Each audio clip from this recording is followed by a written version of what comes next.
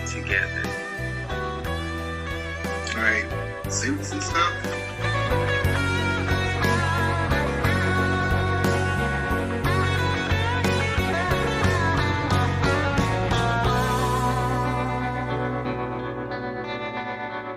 I'm just having fun. Don't That's worry. cute.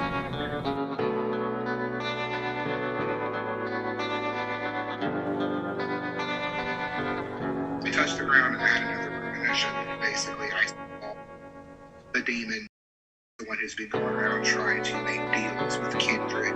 I remember in the premonition he was saying he needs 7 more souls before he can release Beelzebub, the Lord of Flies. Y'all better get out of that house.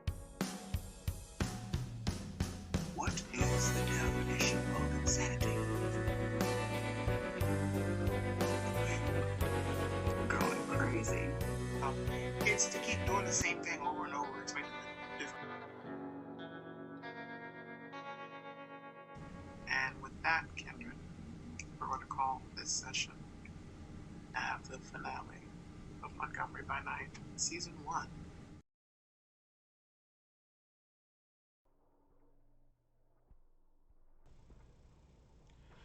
Good evening, Kindred. My name is Joe, better known as DJ Torador, Nolafanger on Twitter, and welcome back to Montgomery by Night. Episode, I forget, but it's called Wandering Nights. That's with a K and not an N. It's been a while. We apologize. We had a little couple of mix-ups, but we're all good tonight. So, before we get any further into this kerfuffle, I want to introduce my players, starting with Taryn.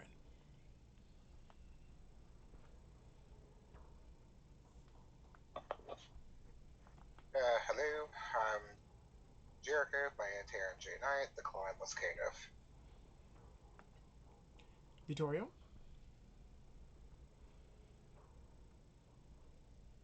Hello, I'm Aiden Kale. I play Vittorio. I am the Hakata. And finally, our lovely, brodacious Shamir. Hi, my name is Tay. I play Beyond the fashionable Tremere. All right. Welcome back, Kindred. And welcome back, family. Have a seat, sit back, relax, and enjoy. If I can recall right, my notebook is out of place because a lot of stuff has been happening in a little bit. But, Vittorio, if you could give me a brief remembrance of what happened the last time we met on the screen. I believe the last time that we met, Ezekiel and Bihan were on their way to basically go and find Lady Merlinda after having seen some particular visions that she may be in danger. Vittorio and most of the other members of the coterie have been alerted through text message that there's been another ritual murder. The difference being that this one seems to be a disembodied corpse. In other words, limbs, organs, everything all over the place.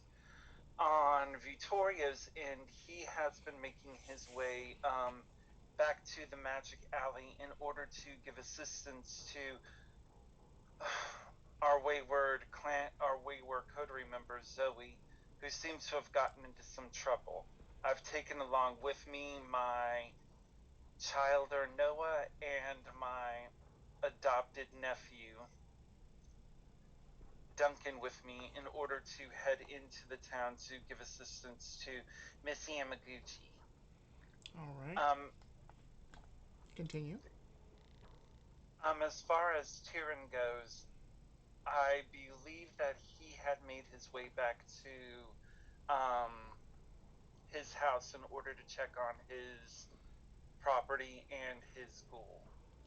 All right. That does sound about right. So, no random order. I'm going to go with Taryn. Taryn, you have been traveling a little bit, and you have now returned to your home.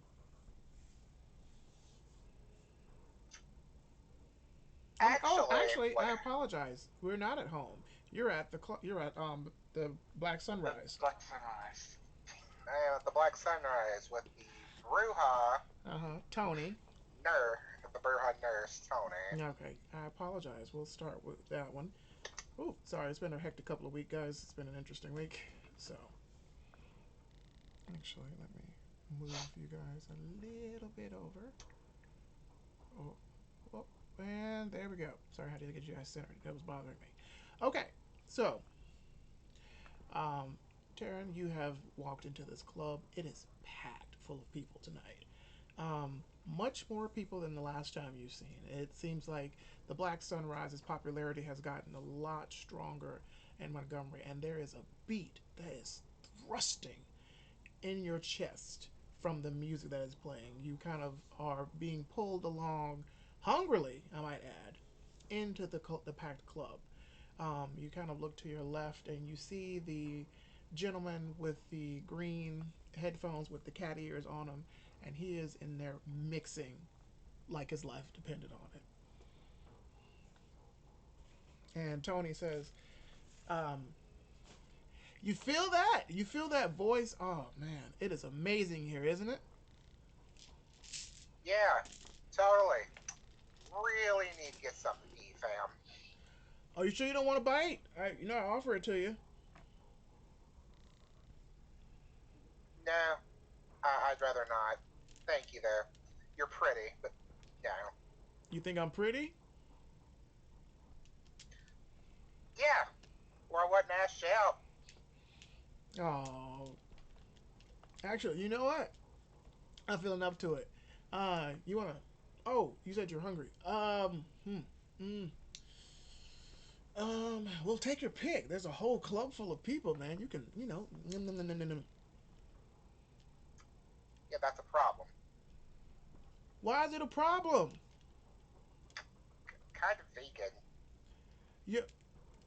Oh. Oh. Right. Right. Okay. Cool. Cool. Cool. Let's dance. Taryn's like right eye is twitching, Okay. and I'm just like, I need to. Before we do that, I need to, I need to find something now. Tony looks confused. So what do you eat? Like vegan chicken or like Any things that are not on people legs. that kind of vegan. Oh yeah. Well, I thought that was a rumor. Never mind. Um, hold on. Let me flag somebody down. He kind of looks around, and Taryn, as you are getting more agitated, with you're being bumped a little bit by people who are just like, "Whoa, this is so much fun." Um, a very familiar person taps you on the back of your shoulder, on your shoulder. I'm gonna turn around and look, see who's tapping on me. It's Amber. Of course it is. Hi! You snuck right on in, didn't ya? You got me. Wow, I didn't think you would come back. Yeah, totally here. Okay, so I was supposed to like whenever I saw you was to like take you to our special room for our special clientele. Awesome. Master Korat's orders. Sweet. I'm gonna grab. Where's Tony? So near me. Yes, he is. I'm gonna grab his hand. He flinches a little bit and he turns. He's like, "Oh," um, and like a shit-eating grin crosses his face. Yeah. Follow me. We're going to a special room. Oh. Okay. Well, I'm off the clock, so let's go. So, you're gonna follow Amber. Mm-hmm. Amber kind of magnificently kind of moves through the crowd, not bumping anybody. And she pulls you out of this vast floor of people. Like the music is loud in here. Like I said, a good quarter, maybe a big quarter of the dance floor is like a foam area. So like you see foam and soap suds everywhere. You also see like moving pillars that don't seem to be connected to anything of people dancing, like it would be like a cage, but there's no cages and people are just they're just having a great time. And she takes you to this platform where you actually see stairs. You've never noticed these stairs before. And she walks up the stairs and motions for you to follow her. Yeah, I'm still dragging Tony with me. Tony's holding on very tightly. I have. Let's go. So you guys climb up these a couple flights of little like these little stairs into this much more quieter room. It is under muted light. It is kind of black, but they're like red accent lights on the ceiling as you guys are walking.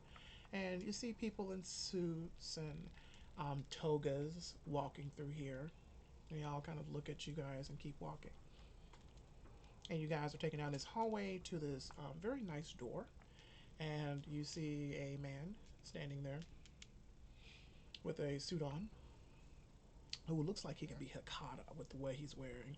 It looks like he has on a $40,000 suit, a $50,000 tie, $40,000 gator boots, all black, and he has a red, a excuse me, a rose on his lapel, but it's half red and half black.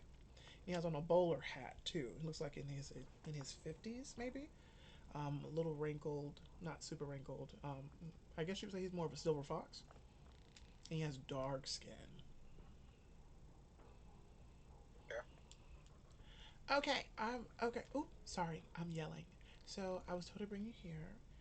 This is a special room for our special clientele. Mr. Correa told me to say lean in on that special clientele. Okay. Yeah.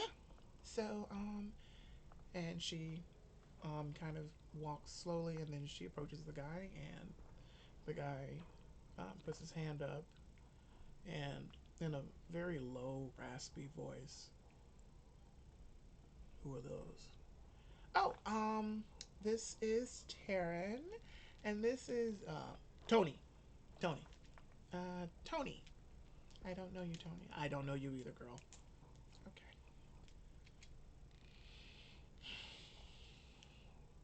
He gets up, and because he was sitting on a stool, he gets up. Excuse me, he was standing. I apologize. And he kind of walks over to you, Taryn. He kind of does a little circle around. He,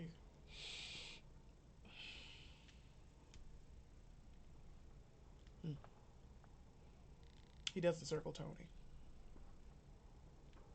He reaches in his lapel, pulls out a card, and scans it on the door, and the door opens. And he,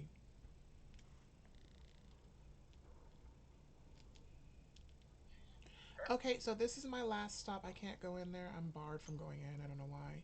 But Mr. Curry told me to tell you, have fun. All right. All right, bye. And she turns around Bye. and leaves. Tony walks up behind you, Taryn. He kind of puts his arm around your shoulder and kind of pulls you close. So you booked a special room for you and me, like we just met.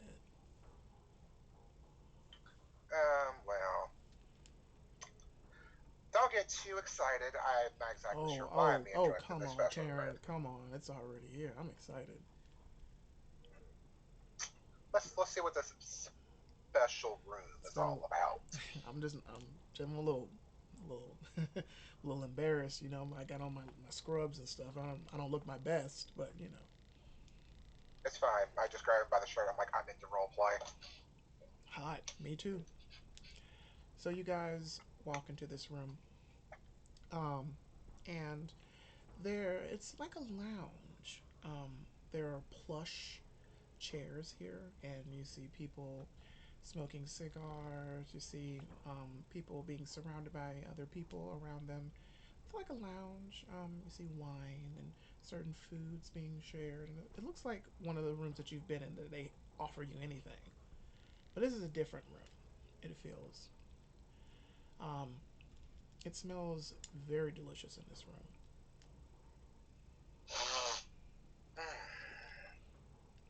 And wits and awareness, Taryn.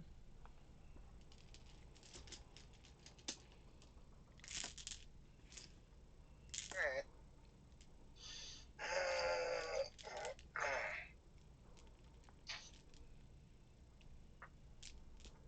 Alright, so that's one, two, three, four, five Good job. successes. Five successes is good. As you're walking into this room, a couple people, excuse me, pay attention to you, but most of them don't. But as you're walking, you kind of glance down, and you see on the floor, it lights up when you're stepping on it. And as you look down, as you're the lights, they are saying, "Follow me." Alright. Do you follow? I follow. Okay. Oh, weird high techiness. So you follow about 30 feet, and there is a room with a door, and it glows, and on it it says, "Hello, Terran," in 6 different languages and scripts. I could probably read 2 of these. Mm-hmm. Tony's like, Maybe 3. "What hookup did you get, dude? I didn't. If I would know you're gonna spend some money on me, I would, did a little something extra for you." Oh, it's fine. I know the owner. Oh, okay. You got it like that? Cool. Okay. Door just says hello to me. Mm-hmm. Just to you. I'm gonna open the door. Okay. You open the door. Actually, as you approach the door, it opens. Like you see a light that looked like it sealed it, lights up, and the door kind of slowly opens, and you see what looks like a studio apartment. Um, it has windows and a hedonism bot couch, um, plushy chairs. Looks like a like a full size bed in it as well. Has shelves, a kitchenette. Well, it looks like a studio apartment. Okay, this is weird. As you and Tony walk in, the door closes and it seals itself shut again. Tony's like, he whistles. Wow.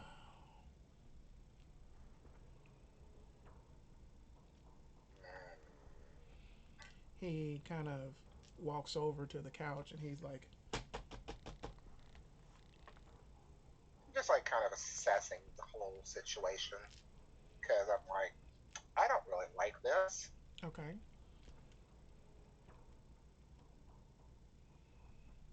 I'm gonna turn around and grab the doorknob, try to open the door. Turn around and grab the doorknob. It doesn't open.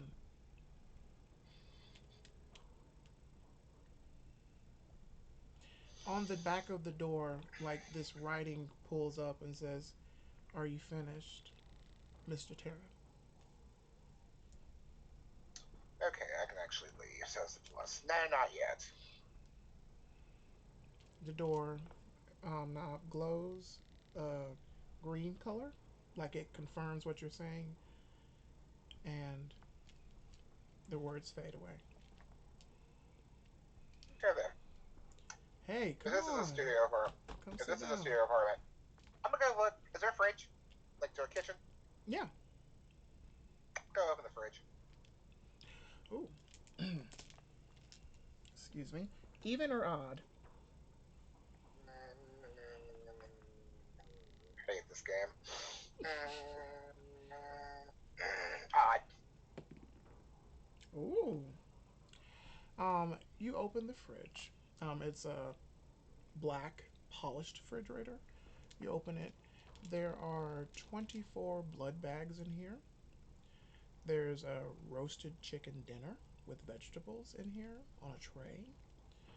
and there is like a McDonald's bag that's in there, like, and there's a card on it that says to Taryn.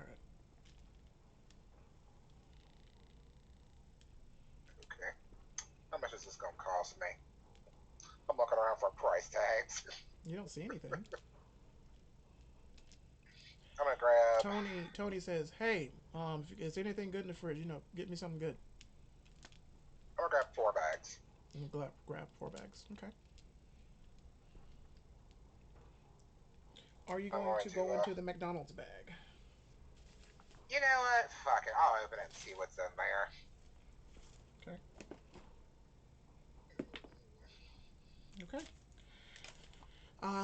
When you grab the bag and you open it, um, it feels warm, and there is like it looks like a box wine in there, and again, it feels really warm. Just a box wine, huh? Yeah, it looks like it. Hmm. All right. I'm gonna pull that out too. Why not? Okay, you Grab a pull it out. couple. Yeah, grab a couple of glasses, There are glasses there. and I'm going to do like a mixture, like the blood and some of this box wine in mine. Question: are you going to read there's a card there? Oh, there's a card. Yeah, if Yeah. there's anything that like I could read, whatnot, I tear and will read it. Okay. From what it said, as a to Tehran. On it, it's written in Arabic script, but as you kind of like move it a little bit, it changes into English, and you get this whiff of this smokiness, smoky cologne, and the cigar smoke, and you know who this is.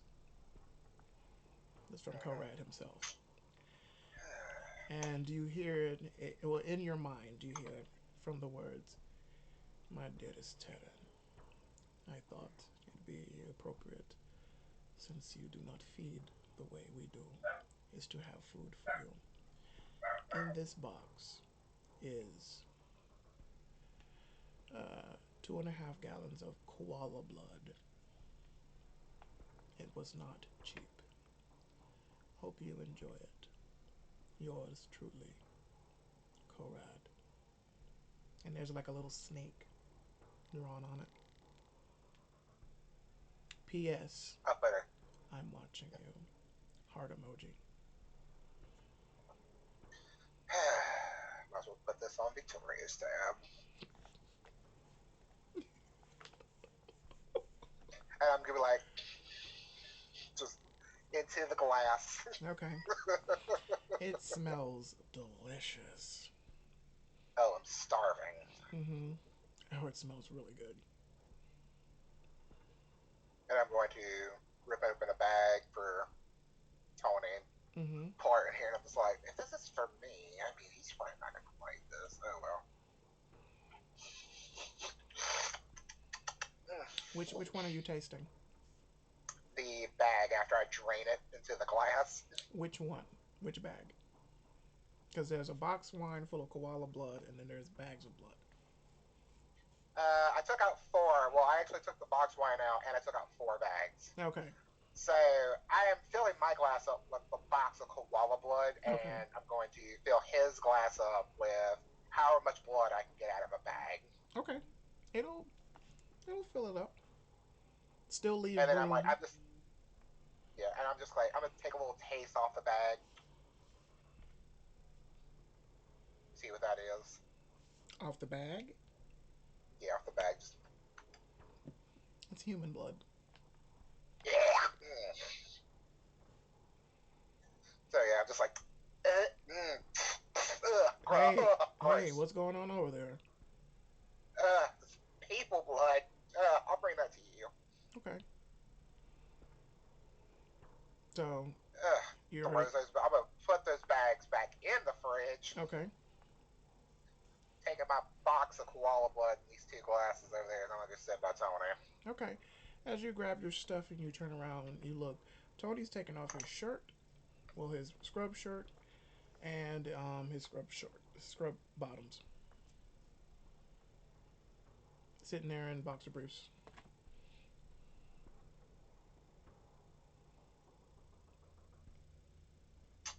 What you got over there Oh smells my. good.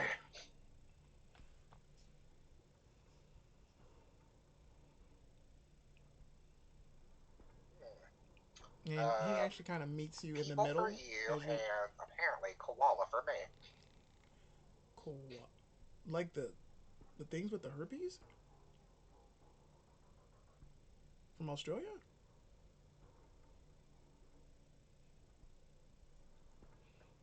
Whatever that marsupial is. Yeah, sure. Um, like I said, he meets you kind of in the had point in the room, and he's standing there in front of you, kind of looking down at you. How tall is he? He's about 5'10". Okay, Terrence only like 5'9", but I mean, he ain't looking down on me. Well, 5'10", 5'11". Little muscle bear. Mm-hmm. It's like you say, you just didn't let me have any fun. You let me peel none of this off of you. I'm a little sad. Well, you said you had it in with the guy or girl in charge or the non-binary person, so I'm here chilling. So you brought me up here. You got food. So I'm assuming you want to feed or you want to fuck or both. I don't know. Again, I'm off the And I'm clock. like, I'm free. mm-hmm. And the night is young, my child. Yeah, drink. He takes the cup from the glass from you and he cheers Cheers. and he downs it in one gulp. He oof oof tastes like Ovaltine. Fuck. Ovaltine, huh? Yes, Ovaltine.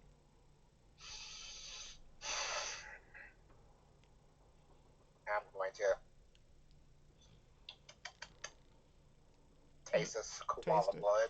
It is incredibly delicious, rich, almost fattening, like heavy cream. It has a sweet spiciness to it, with also like a hint of lemon appears. Like there's a sourness to it as well, but it's not. Mm, you can taste the bees in this. Yes, you can taste the eucalyptus.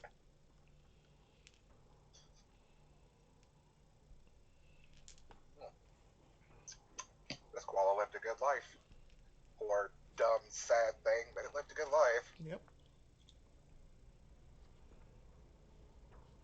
I'm gonna kill this glass. Straight up. Just murder it before my beast is just like, give it to me. What hunger are you at? I'm at 4. Does my animal succulence take into effect? Oh yes, you can go down to one, Thank God. and you feel the beast calm down. Disappointed. It's very disappointed. In this instance, I know that Tony is like in front of me, but Mm-hmm. I'm gonna pull these gauze off of my arm, Mm-hmm. and I'm going to hover my right hand over my arm because I do have 4 aggravated damage on me, You do. and I'm going to rouse the blood and use my umbral resurgence so I can heal. Rouse check. I pass. Okay.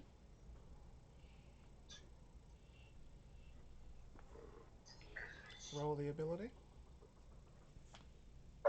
Grab my dice there, sir. Okay. All right. I'm gonna eat. Yeah. 2, 3, 4, 5.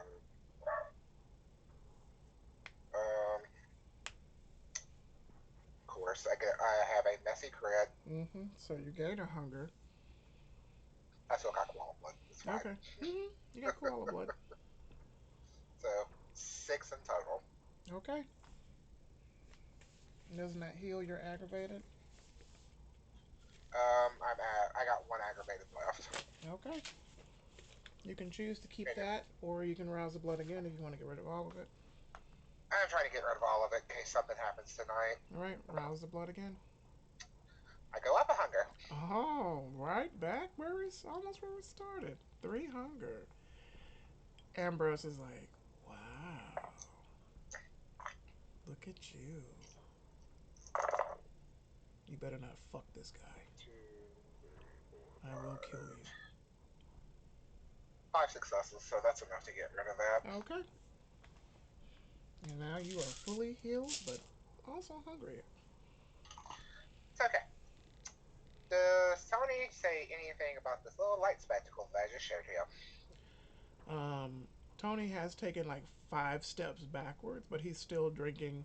Well, I said he gulped it down, but he's still kind of like that awkwardly of like with a straw in a cup tone. There's nothing in it. It's just that. Yeah, I'm just like, let me get you another. Yeah. And when you turn around, he gooses you. Okay. Hope. And I'm going to, Oh, sorry. I didn't ask for consent, but it looked. I'm not gonna lie, it looks delectable. You gotta forgive me too. I'm sorry. It's been a while since I've been like this. it's okay. Let me get you another drink and we can sit. Okay. We're gonna Okay, sit, I'm or are gonna you gonna pour sit these. on me? We'll see. We'll see what my mind thinks. I'll let you know what I think Okay. when I get back over there. He turns around and walks back to the couch. Crosses his legs. I'm gonna go pour these and I'm gonna go back. Okay. Alright. I'm gonna hand him this and then, fuck it. I'll straddle him. Okay. This has been a very shit night for me. And he sets on a table. Now this is what I'm talking about. Yeah, this has been a very shit night, you know. Wake up, Vittoria tries to eat me. Oh, really? Yeah, claims he was just thirsty, but he's just like, let it happen. Oh, okay. Fucking psycho. Oh, Master Vittorio. Mm, Okay, success.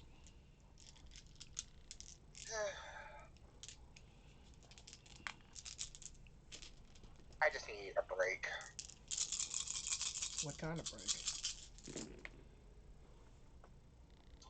One that I unfortunately cannot put my goal through. Such as. I'm gonna grab like both of his hands and pin him back. I'm like, something I can put a vampire through. And just smile. Okay. And I'm gonna let that fade to black. Okay. Okay. And we'll move from that scene over to Beyond. If I'm not mistaken, you guys were headed to that area, correct? Where that body thing was? Okay.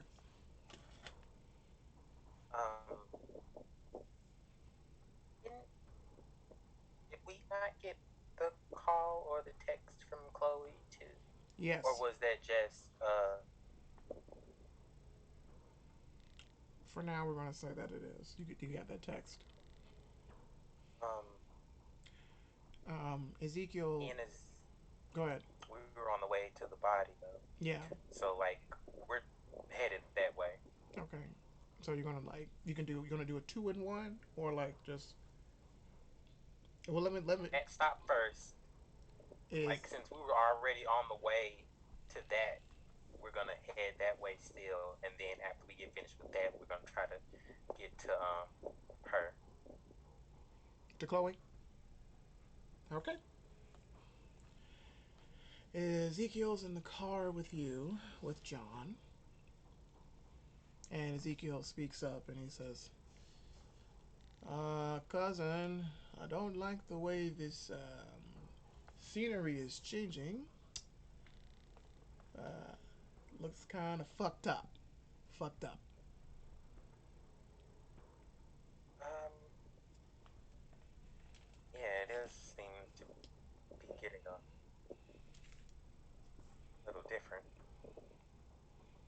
Uh, do we know exactly where the body is? Not particularly.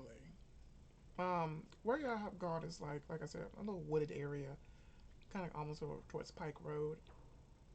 Um, you have a general area where it is, um, but you don't know actually per se. John seems to just be driving the truck wherever the road will take him. He doesn't seem to really care. Um,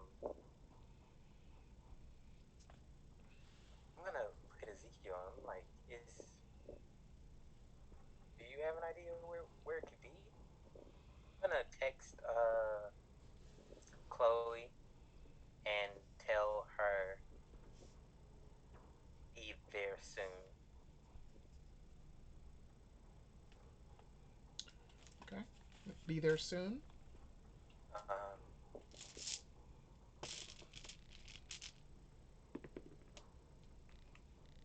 So She since we're responds and flying, says, patiently waiting. And she sends the gif of Tiffany New York Pollard in that bed from Flavor of Love, just doing that. yeah, you ready to go out? Um, I'm gonna. Can I? I'm gonna look like I'm looking, like I'm looking from the car, trying to see anything that's suspicious. I guess. Give me a wits, an investigation.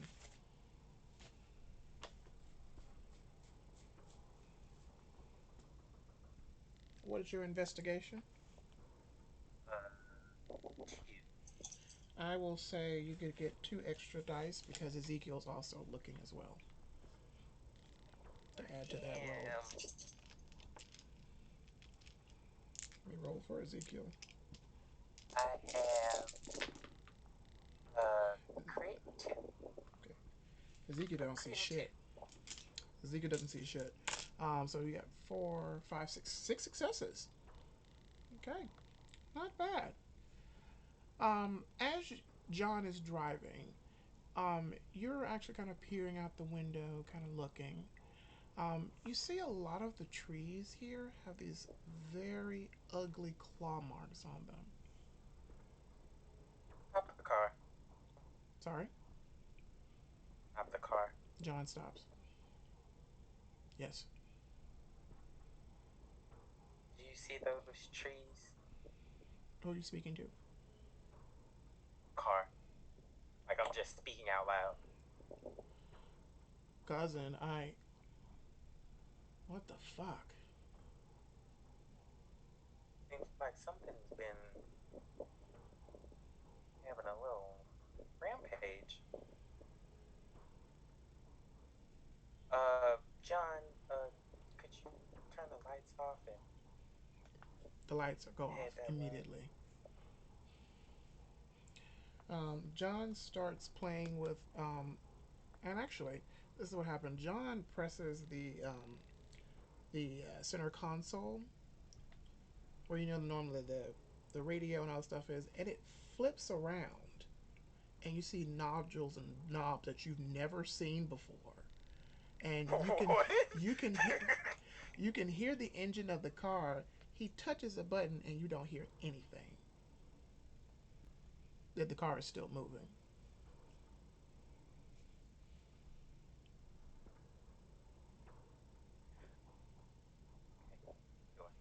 I don't ask him too many things. Cousin, I don't like this. I don't like this either. Uh, I guess we're gonna go deeper into the scary woods. Okay. John drives about 3 more miles further into it, and then he stops the car. He puts his hand up and says, "Don't speak."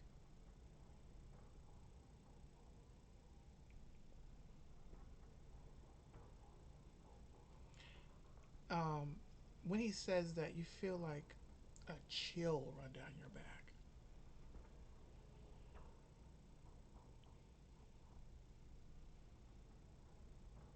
I'm head on a swivel. Like it's 360. I am a cow right now. Mm-hmm. Like these eyeballs are. You don't see anything right now, but you do notice, besides John doing whatever he did with the car, it is eerily quiet.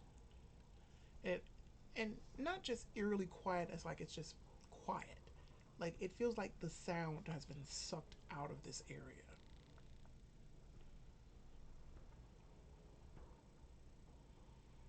I'm going to activate Oblivion Sight. Okay. Oblivion side is wonderful. Let me check that power real quick. Make sure you don't have to burn nothing. It's free. All right. It also make you very scary. They don't see me. I'm in the dark. Yes. So you kind of blend into the darkness. Head's on a full swivel. And then as you turn your head to the left, you see at the corner of your right eye something, it seems to be running towards the car. You see I'm gonna very elbow. slowly John reach over Oh, because I was about to elbow him. and you see the scabbard with the katana in I'm it. I'm going to. Well, Ezekiel probably can't see because it's so dark. It's very dark.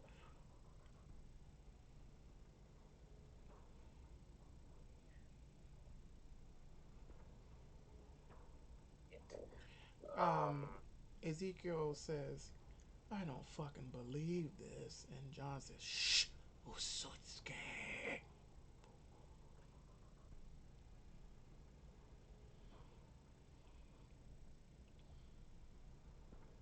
No,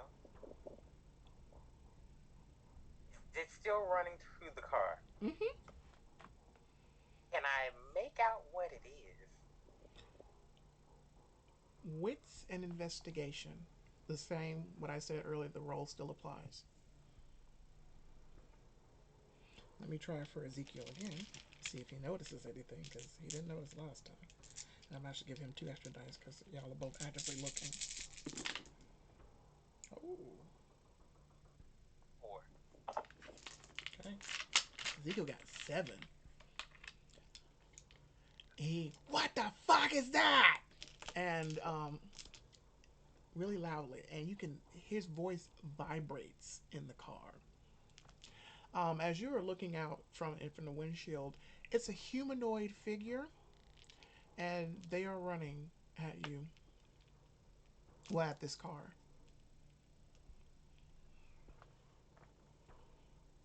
And it's still like no sound. No sound.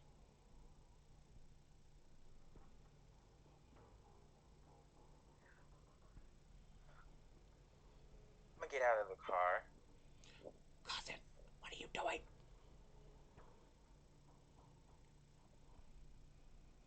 and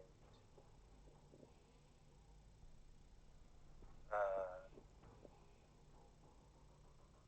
how far away is it? About a yard.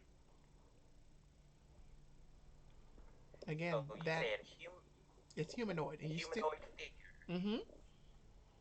So I don't know if it's actually It's human. it's bipedal, meaning it walks on Uh two huh. feet, 2 legs. So it's running at you. But as the distance is closing, you're beginning to see a figure that looks human like. I'm gonna put my hand on my like, Mm-hmm. well, in my little thingy I keep back there. And I'm just gonna stand there and use uh shadow cloak Okay. to kind of stealthily blend in. Okay. Let me check real quick for Shadow Cloak. I think you should be good, but let's make sure.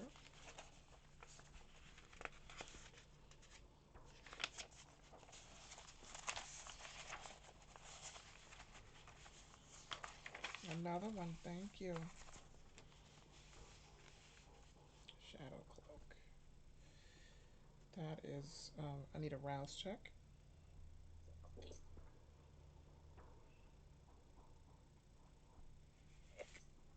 You pass? Okay. So you're able to blend into the darkness. And the spooky eyes don't help either. As this figure gets closer and closer, a notice of familiarity of this figure pops in your mind, and you are looking at Midas.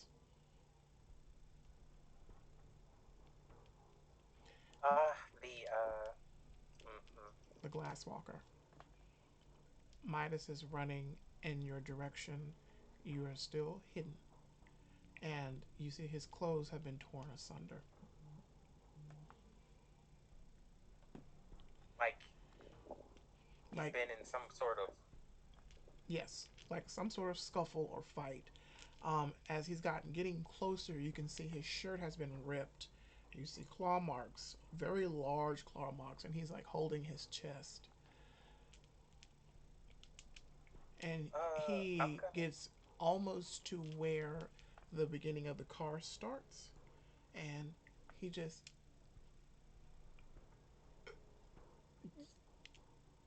help the Um. the red talons.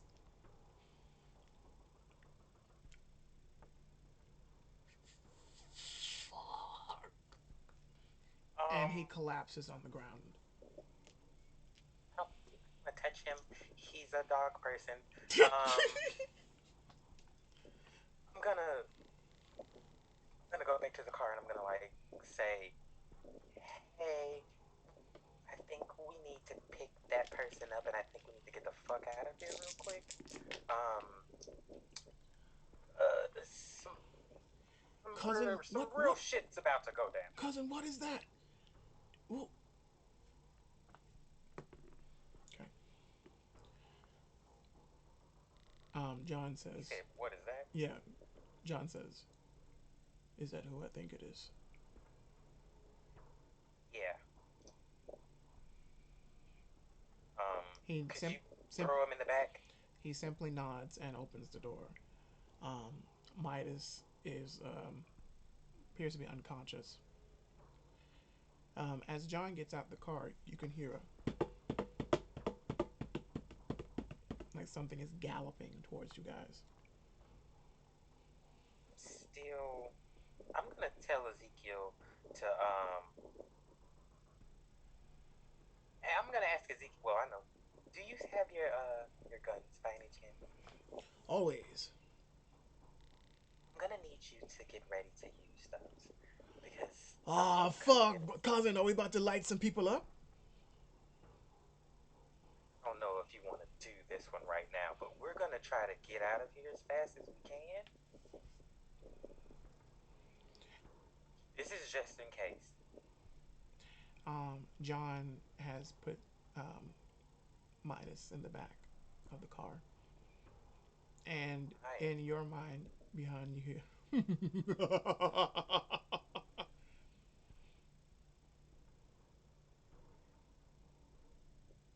I'm getting in the car, and I'm gonna lock that door. Mm-hmm. Um, and hopefully we can get the fuck out of here before whatever that is gets here. As John quietly gets back in the car, the galloping is louder.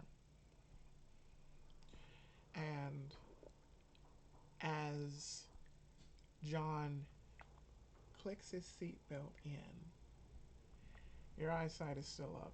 you see a very tall werewolf. Also, behind, give me a wits and a cult. I have those.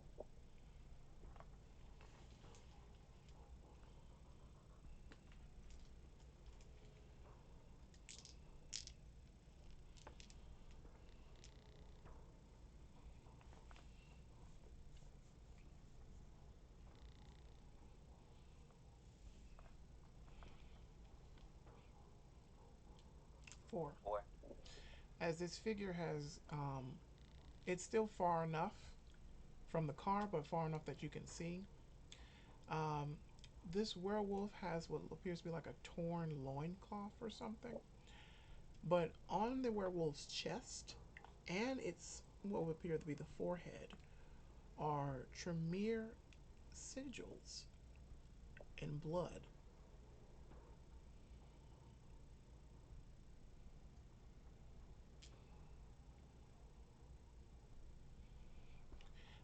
You see the werewolf.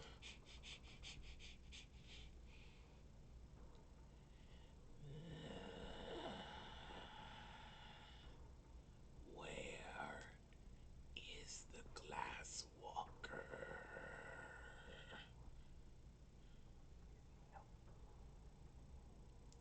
The one who practices the vampire magic must be stopped. Ezekiel, did you see that?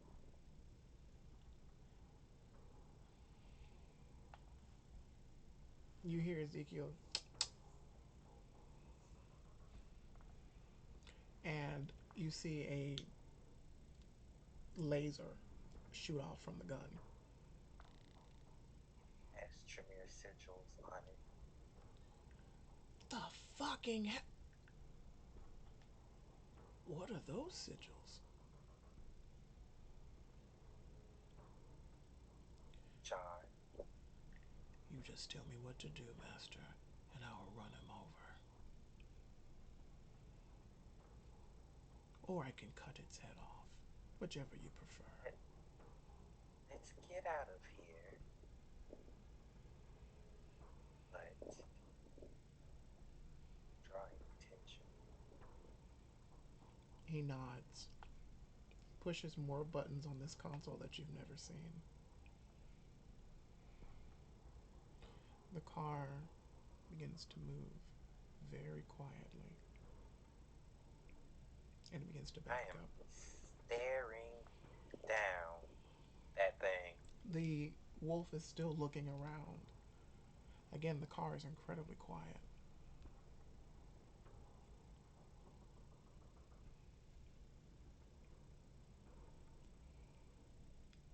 Wits and awareness, Taryn. Oh, man, behind.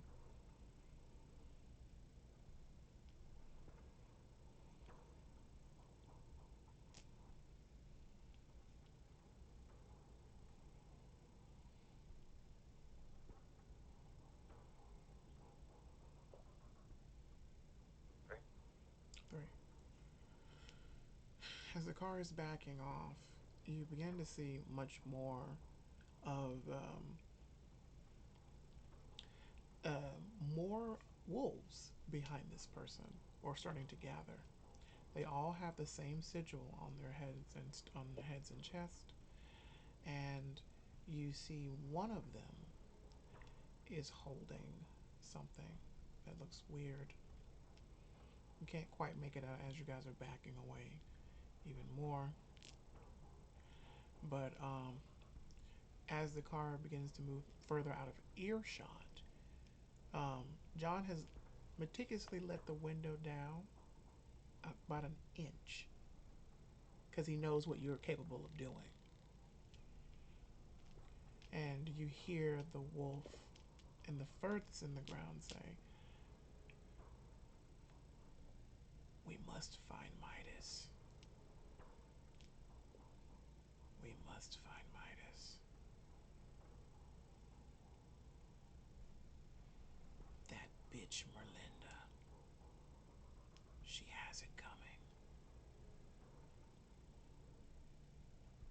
We'll take her on the next full moon.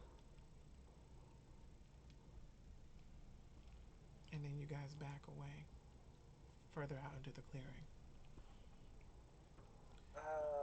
John turns the car around. The car, actually, he doesn't turn the wheels. He turns the car like the wheel just this much, and the car begins to turn on its own towards the road. And he pushes the buttons again. You hear sound of the engine, and he floors it and taps it, and the console flips back over to the normal side. See you. Check him. Check. God, what do you want me to do? Like, I don't know anything about werewolves. Like. Well, I just know about look the at blood him, red see if he's moon. fucking The breathing. blood red moon. Oh fuck, he's fucked up. They're talking about getting Melinda on the next full moon. What? No, okay, Like we gotta go back. We gotta go back. We gotta go back. Shit. We gotta go back. We gotta go back. We can't leave Melinda out here with the wolves. I'm not fighting 50 werewolves by my fucking self. But you have to. You have to. Come on, cousin. Come on. Is it really that hard? You do it. John, unlock the doors. Really? I'm gonna turn around in my seat. Really? You're just gonna leave me like this, hanging? Since you have the big bull balls, why don't you handle it?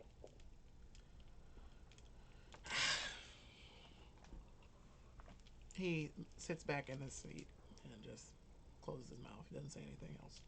Okay. I mean, we should at least call fucking Taryn or somebody. Where to next, master? Did Chloe give us a location? Mm-hmm. I'm gonna tell John that location, and we're gonna get there as fast as we can. And hopefully somebody can fix whatever the fuck's going on with Midas. Okay. And as that scene begins to change, you hear in your mind again. At some point, you're gonna have to open the box. And you hear it kind of slightly rattle a little bit in the back.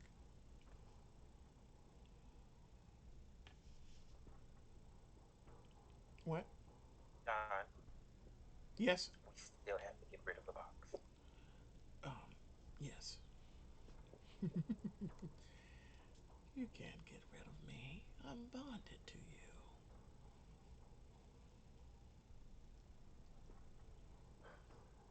Give me a soul and maybe I'll go away. Damn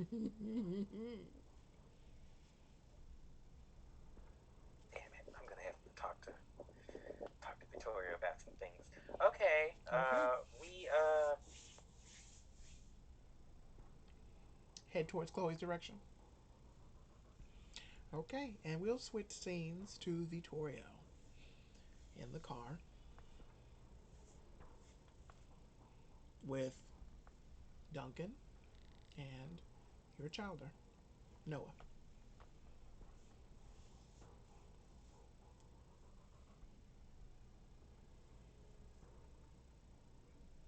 I can't hear you.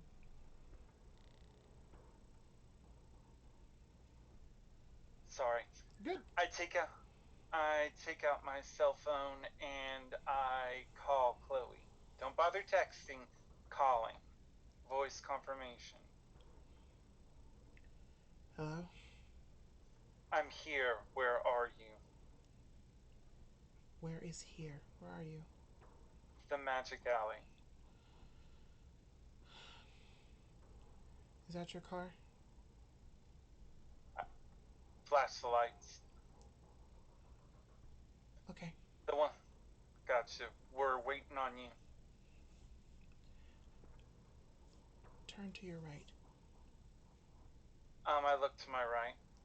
And near the Magic Alley, there's an actual alley. And in the darkness with some of the lights, you see Chloe on the phone with you. Um, I reach over and I open the side door. I tell Duncan, go ahead and have a seat in the back. Let Chloe sit up here with me. All right. All right. He I leave the side door open for her.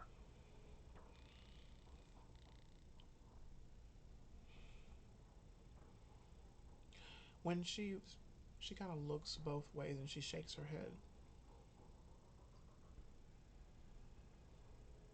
Okay. I step out of the car. Okay. I look over at I walk over to the side passenger door. I look at Duncan, watch my six. Anything happens, you're the one directing this one of what to do. Got it? Of course. I stop and I kind of do this to his chin. I'm glad to see you back. Thank you for having me back. I turn and head down the alley towards her. So, you know, it's safe.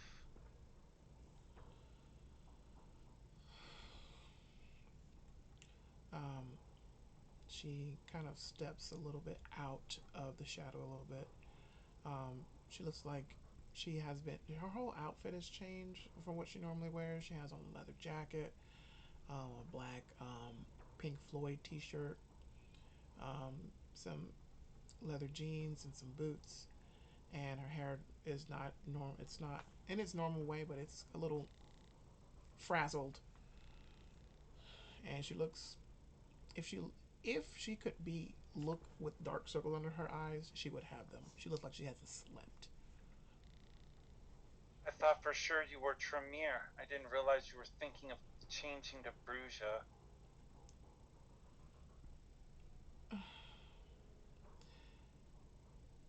I'm too tired to even start having a volley with you. I keep walking towards her. Come on, let's go.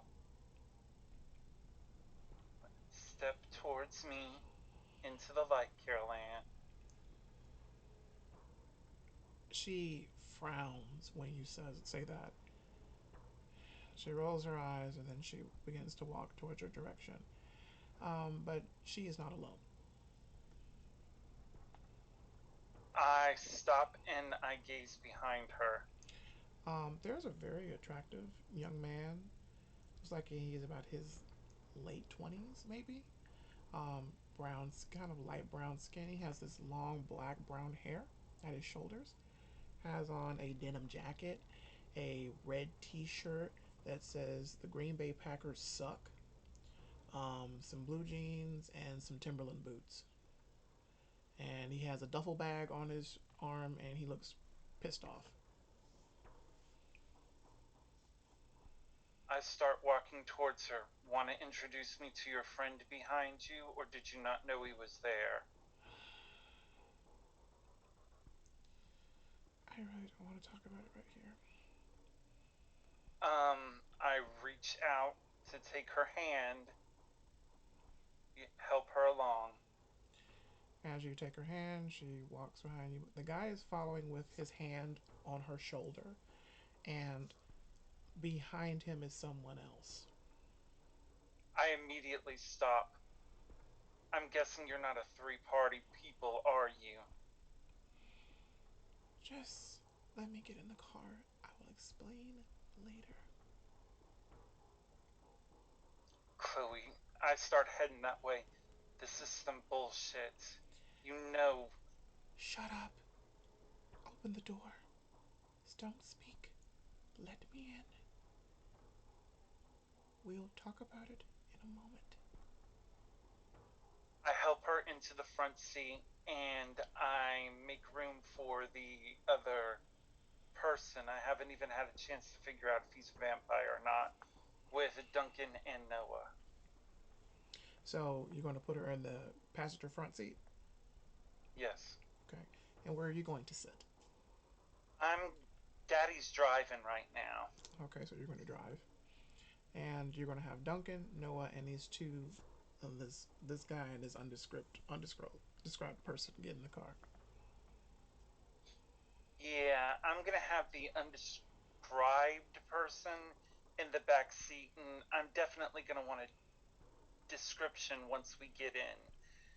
As soon as everybody's in the car, I lock every single one of the doors and start the engine, look at Chloe, and say, spill. Did you really come here? Where's Bihan? Bihan, as far as I know, he's dealing with something right now. Well, I According, texted them and they said they were coming.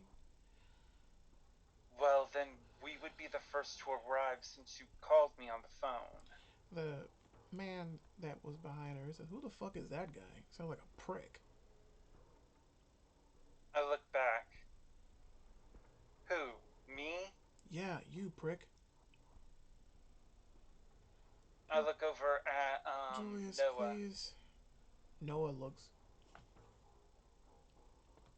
And see, that right there, Noah, is why you're not the favorite. I look over at What did you Duncan. want me to do, Dad? I could have been fucking but I could hang out with Redebka. I look at Duncan. Duncan looks to them. He kind of turns his head to the side and he looks at you. What needs to be done? Just keep an eye on the kids. Make sure they don't act up in the Kid? back I'm seat. not a fucking kid. Chloe, you really gonna let this little fucker talk to me like this? Please, Julius, stop. I can't right now. I'm so exhausted. This fucking blows. I look for a place to park that's kind of out of the way, and we take a beat to wait for Duncan. I mean, Bihan. Okay. I park, and I let Chloe sit there for a minute. Mm-hmm. Julius. I look in the back. Ew, you say it gross. Yeah, Julius. Julius Caesar, you know, call me Caesar or whatever. Kind of cool with that. Shut up. No one And calls you that. I give a sarcastic smirk. If you ever met the real prick, you wouldn't be talking so heavily about Caesar. I'm not afraid of you. The fuck? Julius, please stop. Can I just have I one stuff. night without you being a fucking asshole? I smile. I turn and look back at the others. Now, is Julius the undescribed one in the back? No. I look towards the undescribed one in the back for a description. I want to see what he looks like. Roll a couple dice here, real quick. Never a good thing. All right.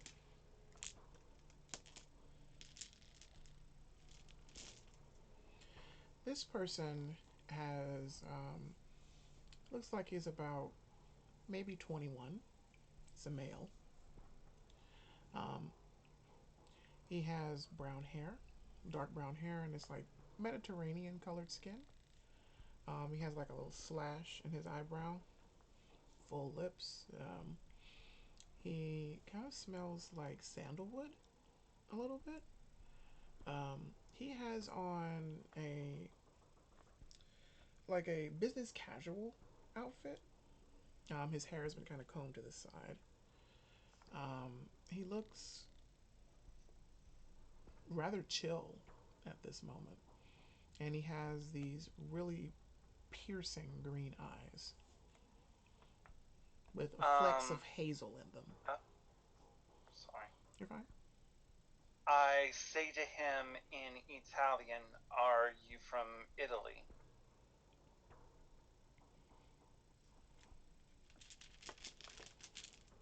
A moment.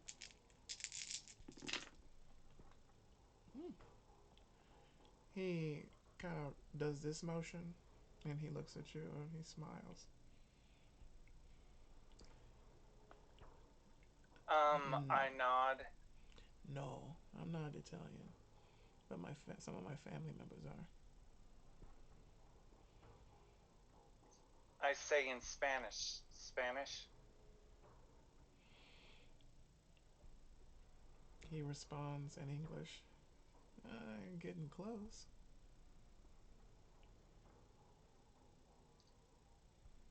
My name's Vittorio. What's yours?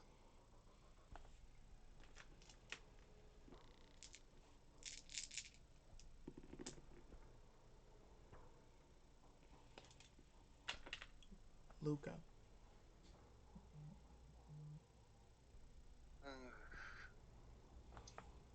Just out of play, Luca. Mm-hmm. Um, I nod and I just let the conversation drop there. He doesn't seem to be much of a problem as Julius right now. I look over at Chloe. Bihan and I'll call Bihan and see what their ETA right now is. Try to get some rest so you can explain the new situation you've gotten us into. Lucas Santos is my name.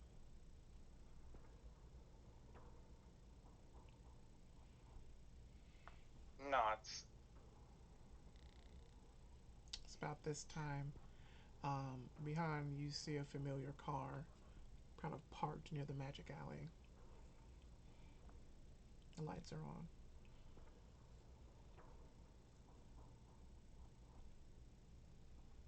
I'm gonna text Chloe and say here. Um, excuse me. Victoria, you see Chloe take her phone off her chest, and she's like, she lets the window down, and she sticks the phone out the window and just. And behind you see a phone, waving. John, head over there. Cousin. John does what he's That should told. be Vittorio. Like I say that to Ezekiel, that should be Vittorio.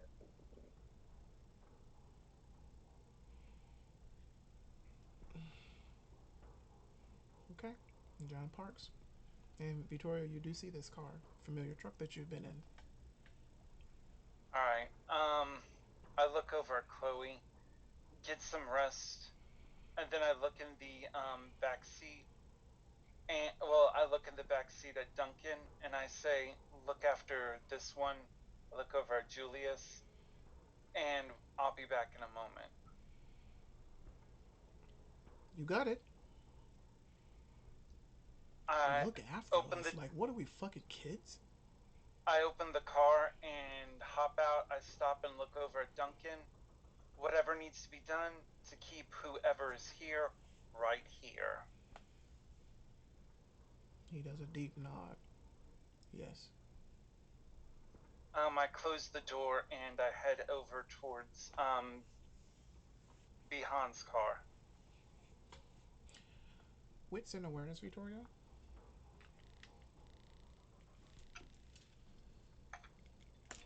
I think I see where this is going.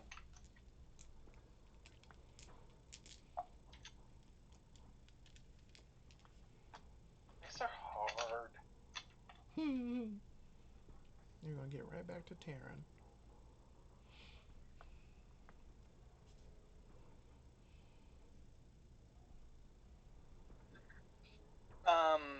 I got 3 successes. One was a hunger die, and Oh, a skull came up. okay, that's fine. It's a success. Okay. Um, you as you're walking um by the truck towards where behind would be, you see blood, kind of little dribbling out just ever so slightly out the back of the car.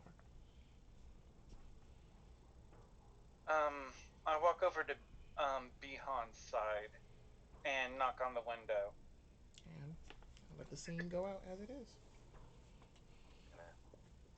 Gonna let the window down. Hey, is Chloe around? Like she. Oh yeah, she's in the car. She's in my car right now. apparently with two other people. Oh, that's fun. Is everything okay? Is anything ever really okay with us? No. Um, As far as Zoe goes, she looks absolutely exhausted, and she seems to be traveling with at least, I think, one other kindred in the car. I haven't been able to assess both of the individuals. She just wouldn't get in the car without both of them. one of them might be her boyfriend. That is such a cliche. Yeah, I had the pleasure of meeting him the other night. Newborn, Uh, that fresh. might explain a few things. Just out of curiosity, did you know your car is bleeding from the trunk? Bleeding? Oh, of course not. Um, while you're here, there's something I should tell you about. Behind you, feel like a thump, a real hard thump on the back of the seat where you're sitting. Did Ezekiel kick me? No,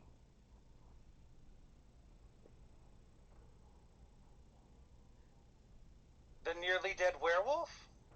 So, Leslie, you have a bleeding werewolf back in your car. Yeah, like, there's, another thump, and this one, there's, this time it shakes the seat a little bit. Victoria, what's in awareness? Continue. I'm getting out of the car. I'm gonna unlock the door and hop out since I can't seem to sit in here peacefully. Um, there's something in the back Or that, successes? You also notice the seat kind of vibe when Beyond's talking when they say that they have something. I look behind him, see if someone's kicking it. You don't see anyone kicking. Oh, I kind of look at him. Maybe you should show me something.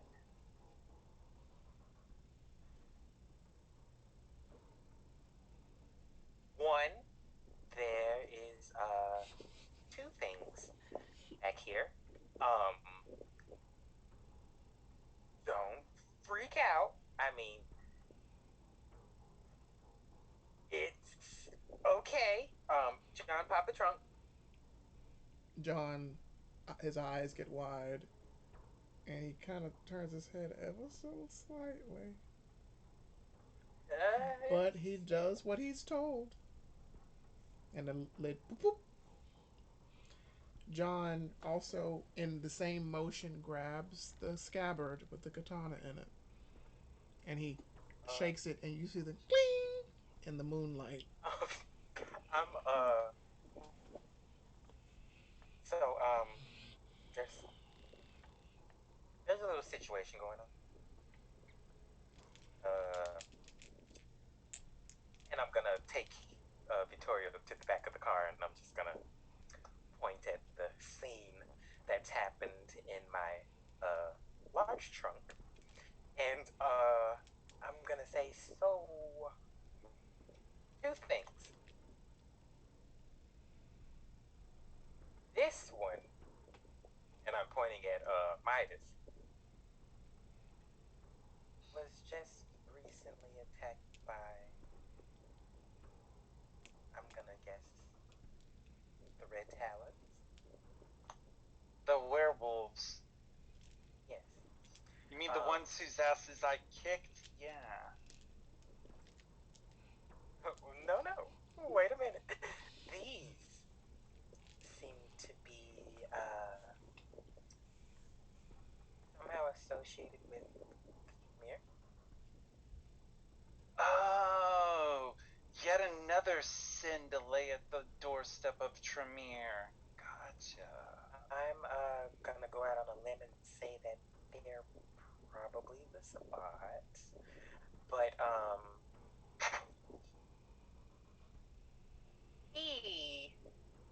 not in really good shape. So we need to kind of get him somewhere.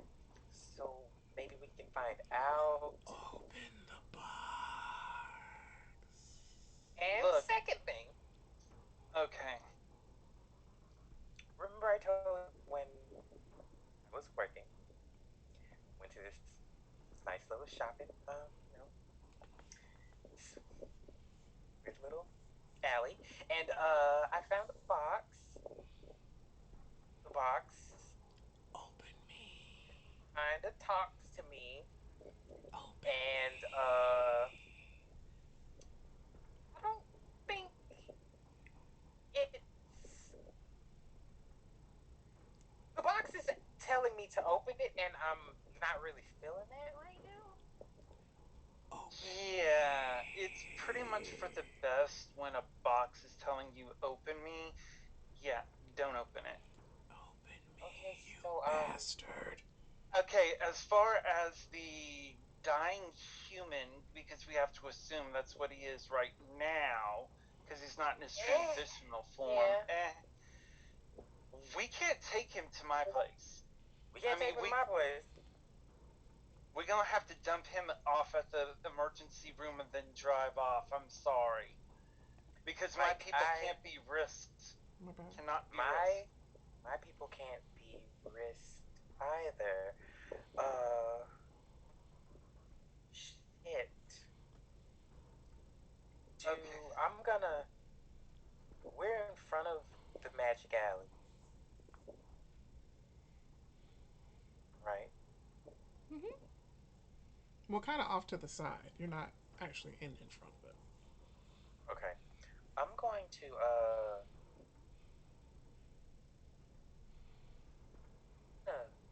text Alfonso. No, I'm gonna call Alfonso, and I'm gonna see if he's at work tonight. Phone rings. Phone rings. You get an answer. Yo, yo, yo, yo. Daddy number two. What's up? How's it going? Hey, Alfonso.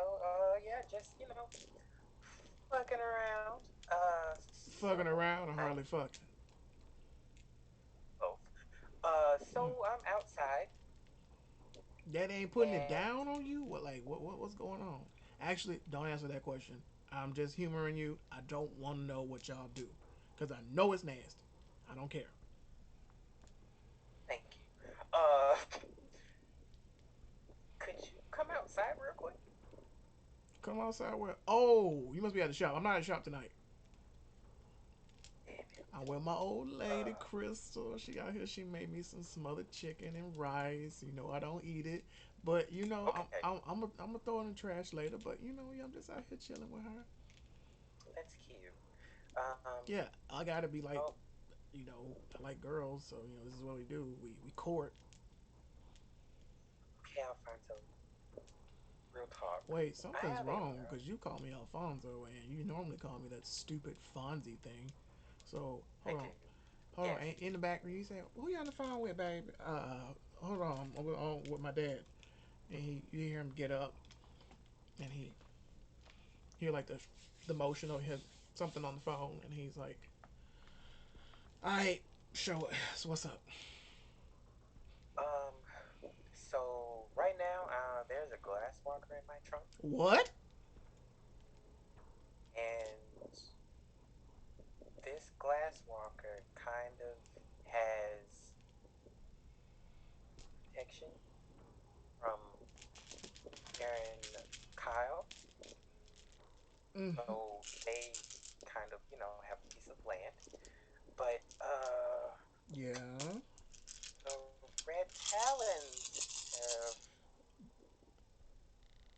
What? yeah, I don't know what the fuck is going on. I picked them up. Uh, the Red Talons are looking for him. They had someone drew sigils all over them. What kind They of looked like sigils? ours, Oh blood shit. sigils, head and chest. Shit. And kind of got him and got the fuck out of there.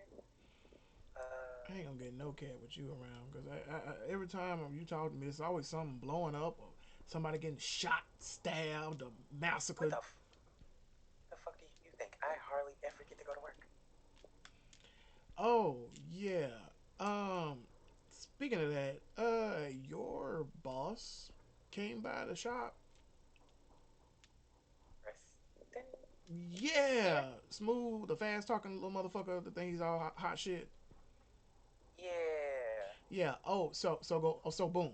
He hired a private investigator, and he found out where you go like to peruse and shit, and he found out that you come here. So he's dropped off like 3 cases of like magazine clippings and like sample pieces, and I was like, well, this isn't Harper's Bazaar or anything, so like I don't know why the fuck you brought all this shit here. And he was like, hold on, I got it. Hold on. Hey, Fonzie, baby, it's so nice to meet you. I've been here. I'm Preston. I'm Preston, and I'm in Preston on you. So you ought to come out here Yep. and all this shit. That shit. Yeah, that's him. Yeah. I'm not gonna lie, I wanted to kill him, but that's your boss, and you won't get paid. It's understandable. Yeah, it's understandable. But yeah, I don't know how a private he could have just fucking called. Wow. You A need lot to of do things something have happened. about it because you're getting fan mail at the house, and I don't know what to do with that. So I just throw it in the incinerator. But I don't know what you want me to do. I told him not to come back. Um, I put a ritual out. He hasn't been able to come in, but I know Casey is probably there, and Casey, I don't know. Casey's a new hire. Uh, Cute girl. She got nice titties. But she cool. Um, you know, Okay. Listen. The Red Talons are that's not after. good for because I think they don't like humans. If I'm not mistaken, kind of do anything to kill them. The worm tainted, They're, all that bullshit. We worm tainted to them because we're not supposed to be yeah. alive. All that bullshit. They're gonna go after Lady Merlinda. Oh Next shit. next full moon. So I'm Uh, just letting you know. I have a dot in astronomy, okay, and I figure out when the next full moon is. you sure can. Um, what you took a specialty in astronomy? Under what? That's my special, my science. Okay,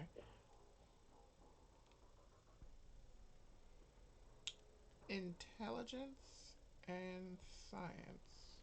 Add your specialty.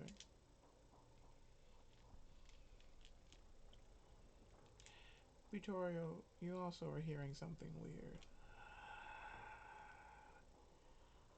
Hello, necromancer. Open the box. I ignore it and I loot the body. Okay, handle that in a minute. 3 is enough. The next full moon is in 4 nights.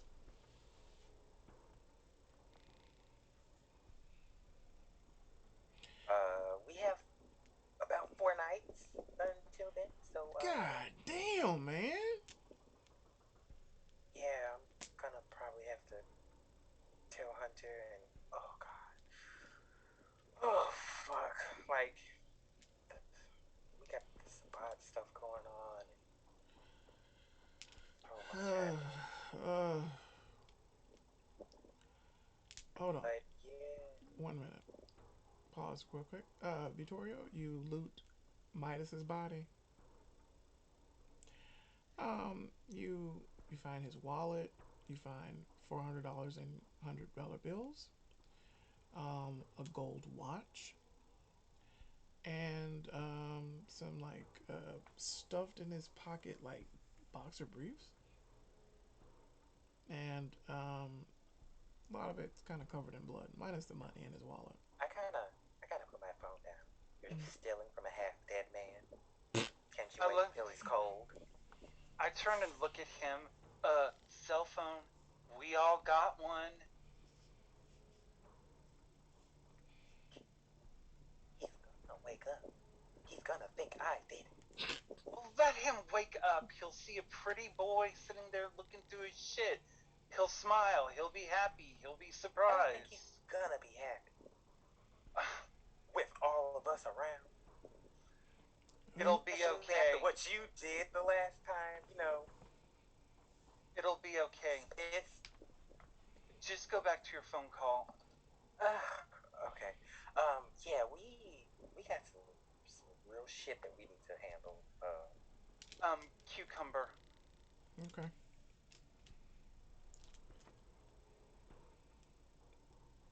Can, continue. Yeah, we got some real shit that we need to handle, and I don't know where I can take this person. Are you speaking to Victoria or are you speaking to Yeah, Alfonso? Alfonso. Fuck.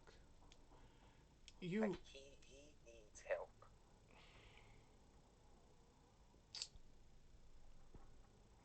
Alright. Alright. Um.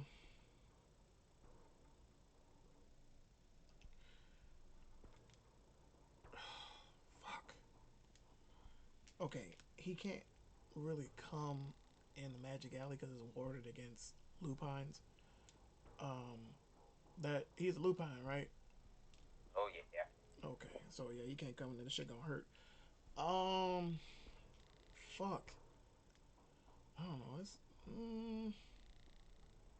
I would say, damn. I heard Dr. J died, so I would say take Dr. J spot. But oh, speaking of Dr. J, you know how the fangs and felines burned down? What? Yeah, fangs and felines Like, burned down. what happened to all the people that worked there? They died. Wow.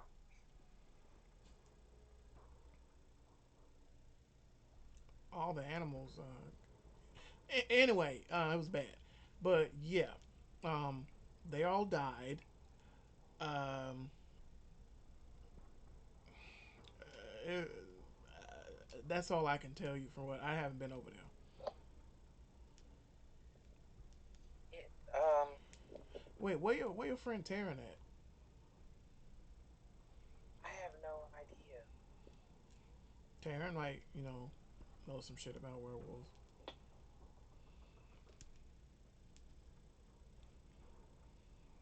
Of course. Hold on, one moment. Yeah. Taryn. Before my name even got said, I was just like, I'm pretty sure, like, after everything that's gone on, I'm pretty sure my dark screen has gone off. I'm having a Miss Clavel moment, and, like, something ain't right because nobody texted me at all tonight. Say who? I mean, So, Miss don't Clavel make from Madeline, I was like, something is not right, and I'm gonna text a group chat. I'm like, is everybody dead? Has everyone met the final death, or are y'all just not worried about me? Well, we'll resolve that in a moment because things are we'll move happening on. right now, Taryn. Anyway, Okay. continue. You know what? You're right. Yeah, I'm gonna get in contact with Darren. Alright, so I'm gonna fuck this bitch. Once I'm done, I'm gonna call you back. Let me know. Well, call me back. Give me about 45 minutes, and put it down, and I'm gonna check on you. Okay. Be careful. Always. I strap up. Click.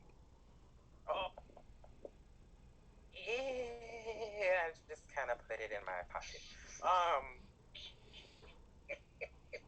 I No. look. I look over at Bihan and I say, I'm not taking his shit. I'm trying to find a cell phone. If he's a werewolf, he may have pack mates we can contact. He has a cell phone.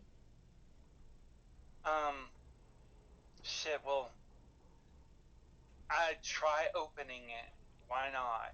Uh, Ooh, does he have a? does He have a has a what? hand. We can just put his finger on the phone, young man. Oh, yeah, good idea.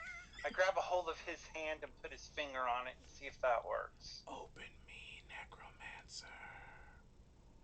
You hear this too, What? Behan. See what I mean? Like it's just yapping all the goddamn time. But I don't hear anything.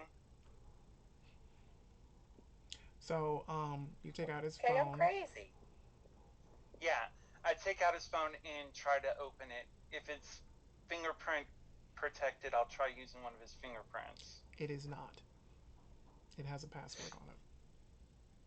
God damn it! How old is he? Well, he is a glass walker, and we're kind of, Um, shoot. 111111. Nope. 11111112. While I see him doing that, I'm just. Uh huh. Was there something else you wanted to show me? 222221. Nope. Also, the for the record, the password seems to be numerical, and it's only four thing, four letters that, or whatever you can put in. Uh, I'm gonna call Taryn real quick. Hey, check his ID and check and see if his birthday's the password. And then I'm gonna call Taryn. Okay. Nobody uses their birthday. I take out his wallet and look for his birthday and try it as a password. Doesn't work. Oh, what a surprise. Um. Worth a shot. Some people are dumb. Okay, you're making this I real mean, hard to do. Um. So, what happens as you call the phone, Taryn?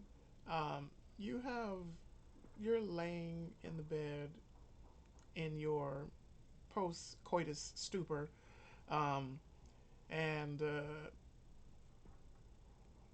you hear a buzzing, and then you feel like Tony kind of reaching over you. Hello, Taryn's phone. Taryn, No, this ain't Taryn. This Tony. What's up? uh, is Taryn around? Yeah, he's around. Who's Tony? Uh, Why you got my phone? do I hear him in the background? Mm-hmm. Could you tell him it's behind and it's kind of important? I. Oh, okay, cool. But who is this? Uh, sir, Sir. Uh, what? What? I'm gonna reach over and attempt to take my phone from him. Give me the damn phone. He's going to turn around from you and walk away from the bed. Heath. No, who is Sir, this? Who is this? Shh, I got it, baby. Quiet. Hello?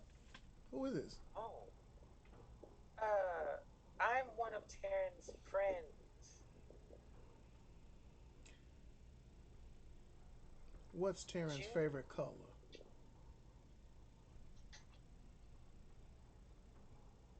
you just hear Terrence snicker. Nobody know my favorite color. Is But seriously, is that one of my coterie mates? Is that Victoria? Is it Behind? Oh, it's some girl named Jihanna or something. I don't know who it is. It's Behind, and as a guy, not a girl. Oh, she sound mad, fam. But it's kind of hot.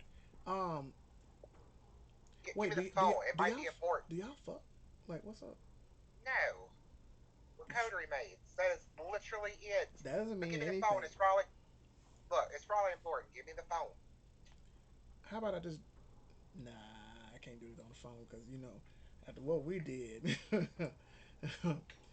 maybe we had a time tonight, right? I I'm have pretty sure. I have an out of character Yes. question. Is the new thing that I learned? Work through phones. Yeah. Let's check the compendium. Let's see. Shall Because, we see? let's see. Let me make sure, because I know one does and one doesn't. Plus, I've never known a presence or dominate power to ever use over the phone. Well, excuse me, to work over the phone. No, it does not. It I does have to not. be there. It does not. The user's voice alone does not apply to voices transmitted through electronic media such as phones, TVs, apartment door buzzer speakers. Okay. Well, um, I am pass the phone to him, and he turns around and he walks over to you, Taryn. Here's your phone. Okay. How close is he getting to me? Relatively close. Okay. If he turns around, I'm like, peace, and Okay. He's not going to turn around, so you're going to grab. I'll slap the tip.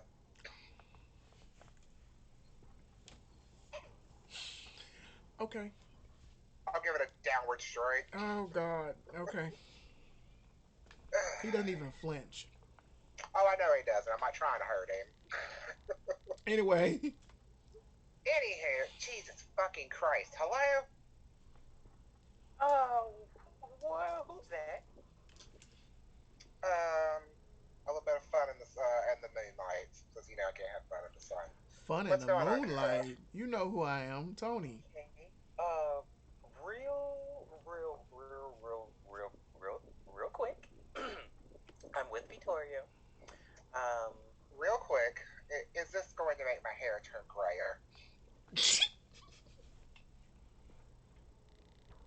Like, I'm glad that I'm not a Toreador, because if I could age, this would really fuck my vanity. So let's go ahead and just kill my glow tonight. So, what is it I can do for my coterie mates? Midas is in my trunk bleeding out because some red talons attacked him who had Tremere sigils written on their bodies in blood. And Chloe is in Vittorio's car. She needed us to come get her for some reason. Still haven't found that out. And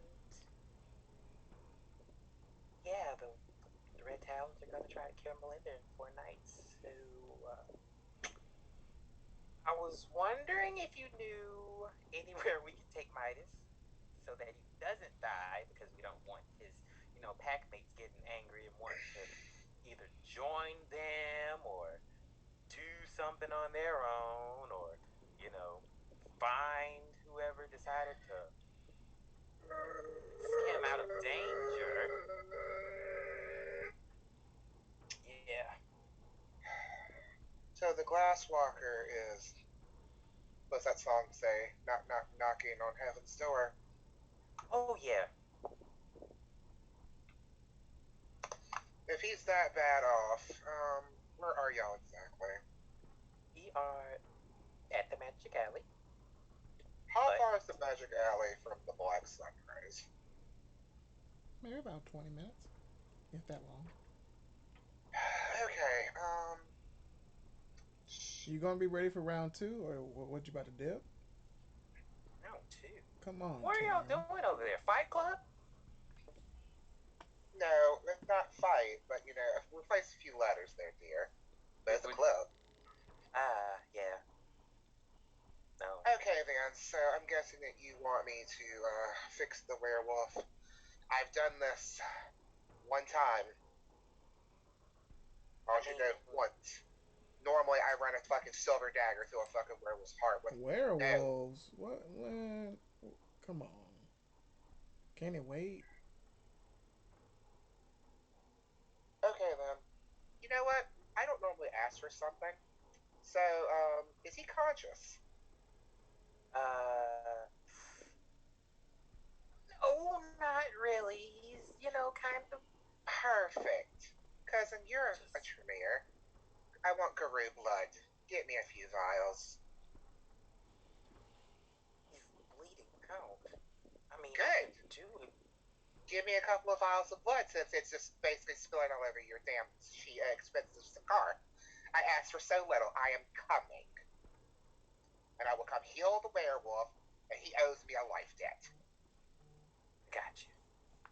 But I want some of his blood, is all I'm asking. For, Tremere reasons. Victoria,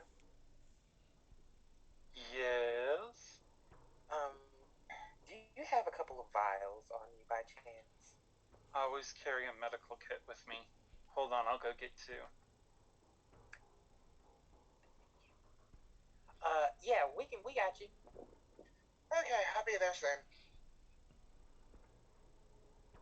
Um, I hang up, and I'm just like, unfortunately, dear, I have to go. There's a dog that needs my help, unfortunately. A dog. So what? Yes. So what am I supposed to do? You want to come with? Sure. I ain't got nothing else to do. Oh no, because I'm pretty sure you have no idea what's really going on in this city. And let's just say, if you fight as well as you fuck, then I'd rather have you beside me. You keep that up, we're gonna end up dating.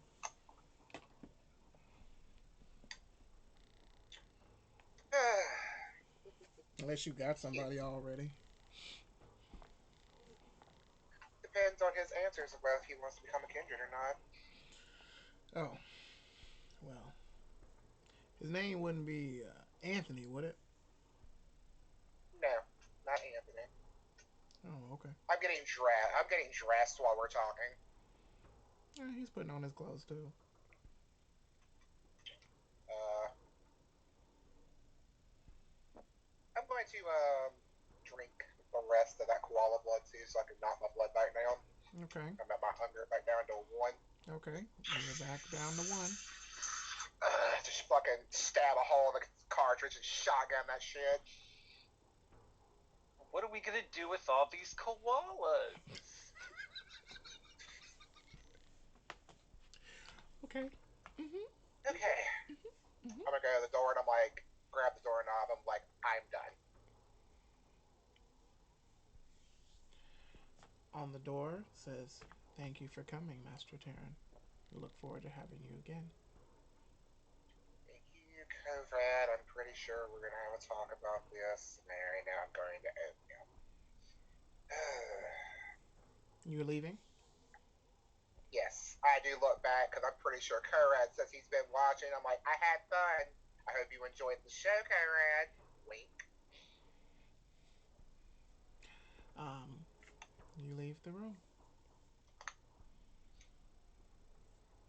Um, I'm gonna be rather quick about this. Like, if I can get out of the club without being basically like just try to speed things up. If I'm not gonna be stopped. You can. As you're walking, you see the floor lights up and it says "This way out." Alright. Conrad never ceases to amaze. This place, I have to admit, is very cool. Okay. And you walk down that path. The door opens for you, and you see looks like scaffolding, where like you can see the floor of the people dancing below you. You're high up, but it's the sound is muffled here, and you and Tony's like, "Damn, did you fuck this guy? Cause this is crazy." No, I'm pretty sure he wants to there. Oh, you're gonna have to fight me to get to that again.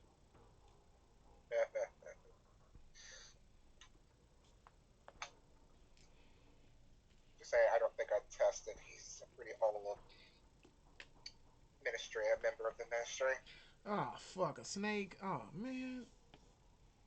Wait, but I could have sworn it said the Hakata run this club. Never mind. No, this is the ministry's place. I don't think the Hokado would have anything this cool. It'd probably a little more dead I mean, I can't really speak too themed. much about them because they Spaghetti. kind of keep me, you know, paid, fat, happy, and allow me to fuck. Well, allow is a word, but I just Yes, help but help yeah, just run the clinic. yes. Thanks for tonight. Oh yeah, By the you ever way, take a stress out of me, and I loved it. there's just certain things I can't do to somebody. Is it this uh Andy guy? Yes, Yeah, Andy. Yeah, I kind of figured. So that's your fuck buddy, your boyfriend. he's my goal. Oh, okay. Before Taryn gets there, and after Victoria gives me the vials, I'm gonna fill both the vials, but I'm gonna take one of the vials and I'm gonna give it to John to put in his pocket. Okay. Now who's the one who's stealing? This is for Taryn. Really? What's the one you gave to John for? Scientific purposes. Yeah, well, don't give me shit when you're over here stealing the motherfucker's blood. Now, you had something He else can get that back. You had something else you wanted to show me. I think we should talk about it when Taryn gets here. Maybe he can help too. Well, it's gonna take him a minute. Go ahead and show me. Tony, is there any way that we can do that thing that you did earlier to get to the magic alley fast? We do have someone currently bleeding out, dying. You want to go to call the doctor? I don't know how they're going to. This is more of like we gotta protect the masquerade type deal. That I can handle this. Are you sure, Mr. Rainbow Powers? Yes, I'm sure that I can handle this. I've healed one of their kind before. I can do it again.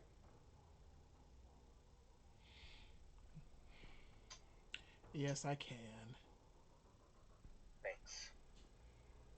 He reaches in his scrub pocket and pulls out a vial of black blood, pops it, and he shatters it on the ground, and a little shadowy door appears.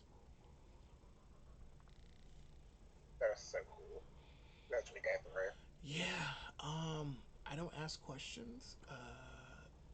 This is one way they keep me paid, besides filling up my pockets.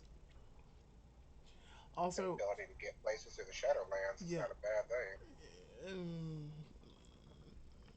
this is kind of Shadowlands light because it's not. You don't want to go to Shadowlands. Please, Tony, offer more information. I don't think it's a cool place to go. Um, uh, Master Lorenzo showed me one night, and I never want to go back in there. Ever. Ever. The screams are too much, bro. Come on. Understandable. Hook his arm and we're going. Okay.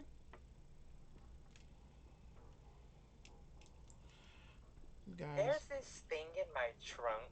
Like, I guess that he can just walk out while I'm still talking. Mm-hmm. There's this thing in my trunk, Victoria, that I picked up. Where? You're asking where did I pick it up? Yeah. Yes, where did you pick it up?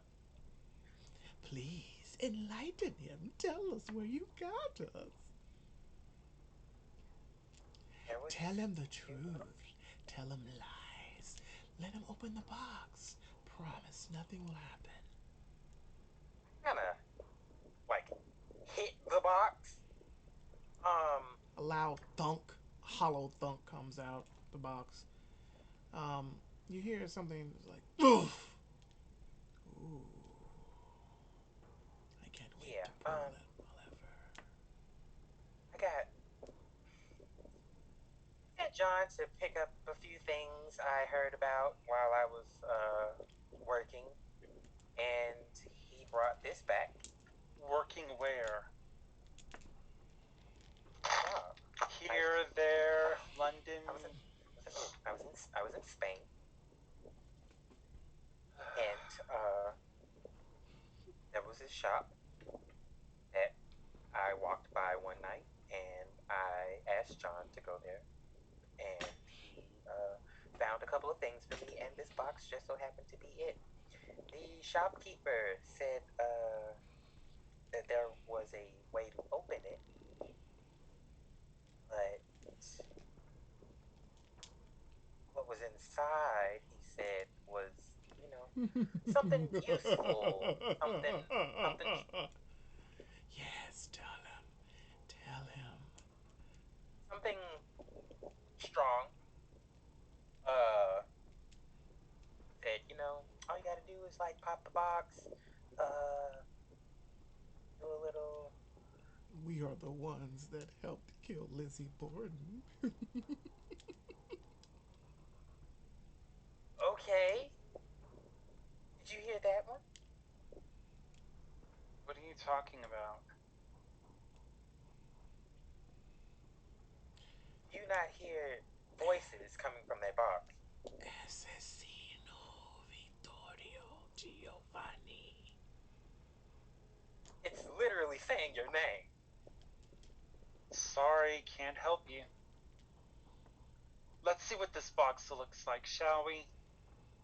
I'm gonna pull it a little forward out of the corner and from under that little thing I had all that stuff.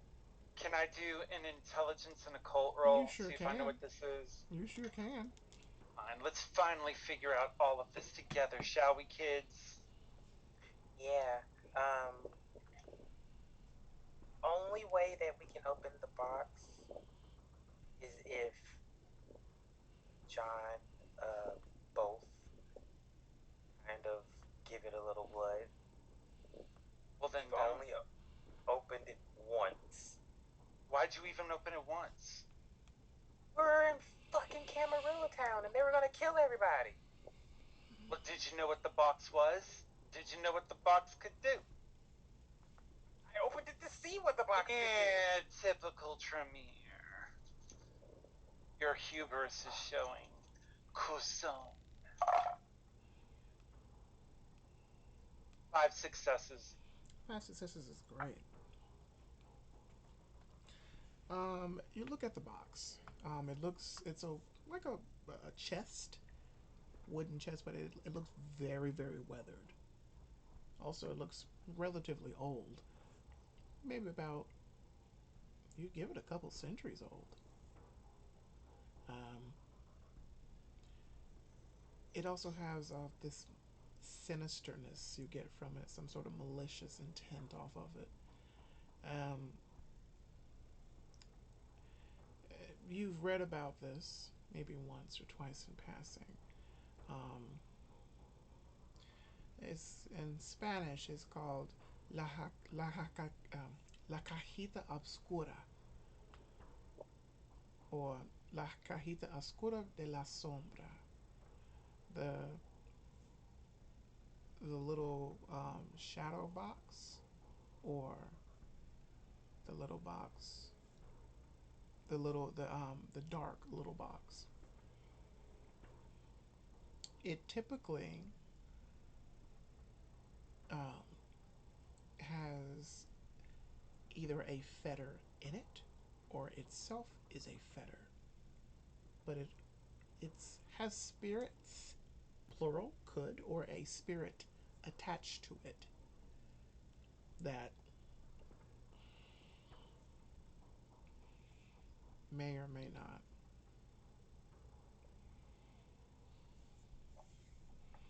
You're unquite sure, but these are not very nice things to have unless a person knows how to properly control it.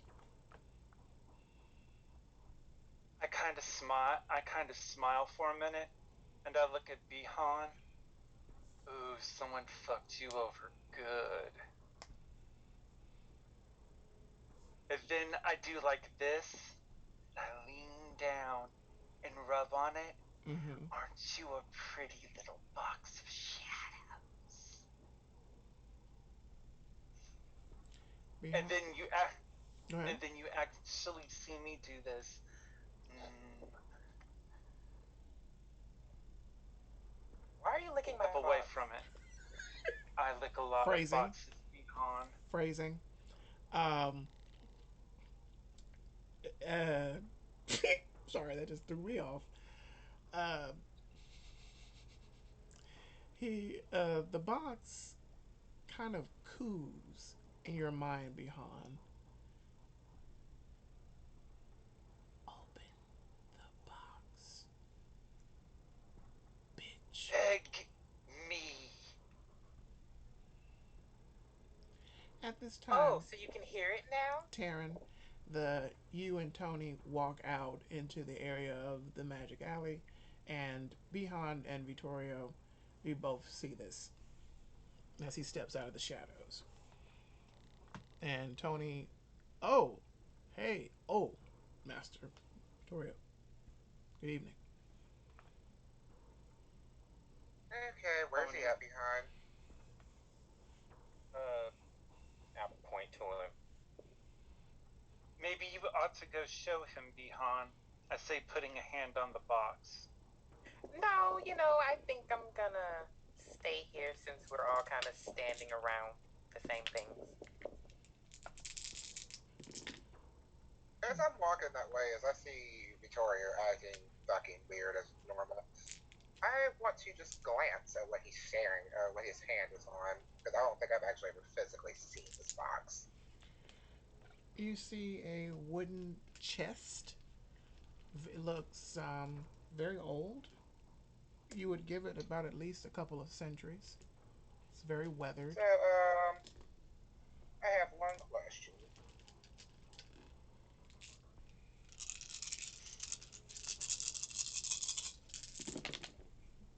Ooh, critical success.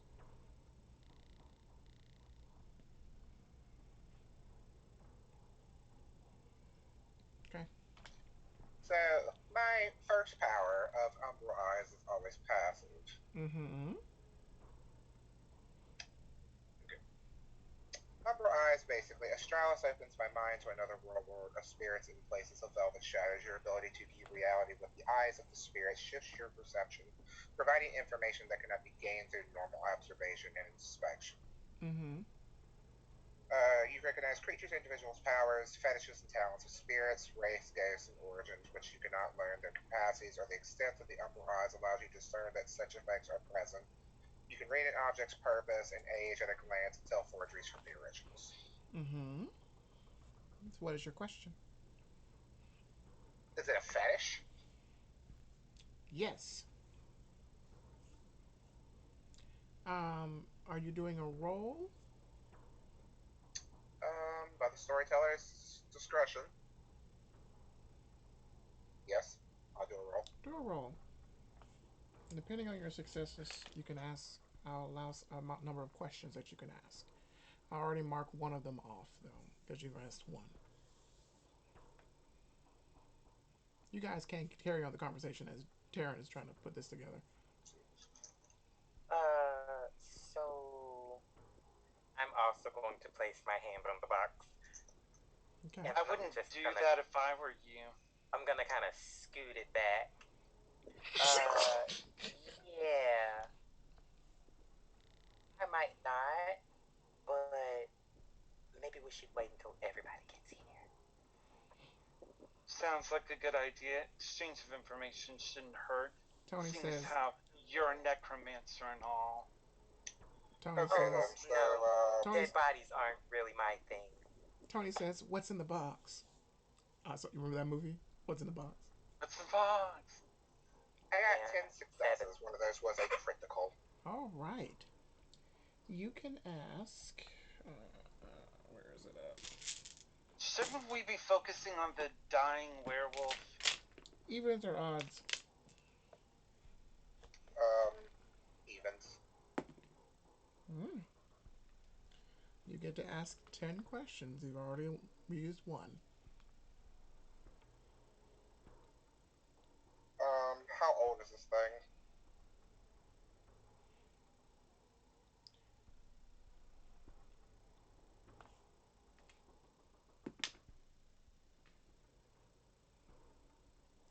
a millennia.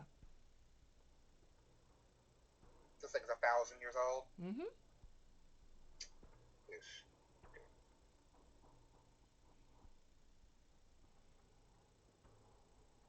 It has hints of What what you would consider to be old European stuff. what is the fetish? What is this power? To draw things into it for manipulation. Okay. I'm assuming this box is not a forgery. It is It's the not a real deal. forge. It is not a forgery. It's real.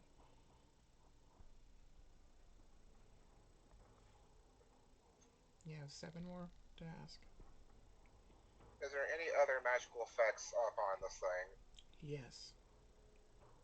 And those are. There seems to be, as you kind of look at it, a large sigil on it. Doesn't appear Tremere, but it does give off an occultish vibe, and your eyes kind of, go, kind of squint a little bit when you look at it, because as you look at it, it gets super bright and then it darkens. Am I actually to say actually able to discern what the symbol is, Uh, or is yes, it too below? ish. It's something old. Appears to be something from an occult thing from Europe. Um, it looks like a death cult symbol on it. You kind of note in the back of your mind, Ambrose will probably know what this is. I'll draw it when I have a chance to. Okay. Mental note, letting that inside here. Um,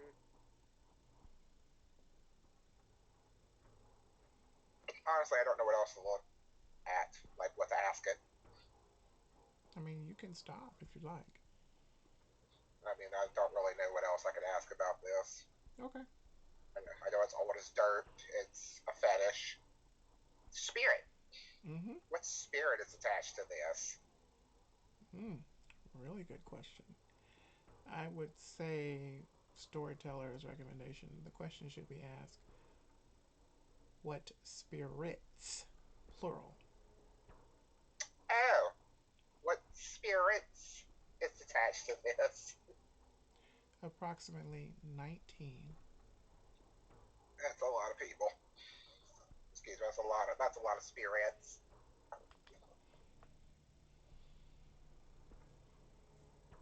Okay, can I ask what these spirits are? They appear to be mortal, except one. That's the one that I want to know what it is. Is that a spirit of the Umbra? This spirit gives off a green hue.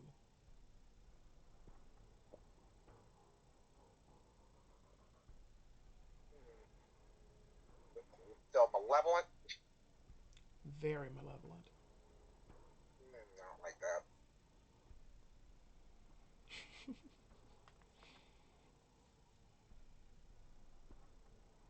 Okay. What are you, spirit? Are you saying it out Tell me loud? what you. I'm like, what are you, spirit? Tell me what you are.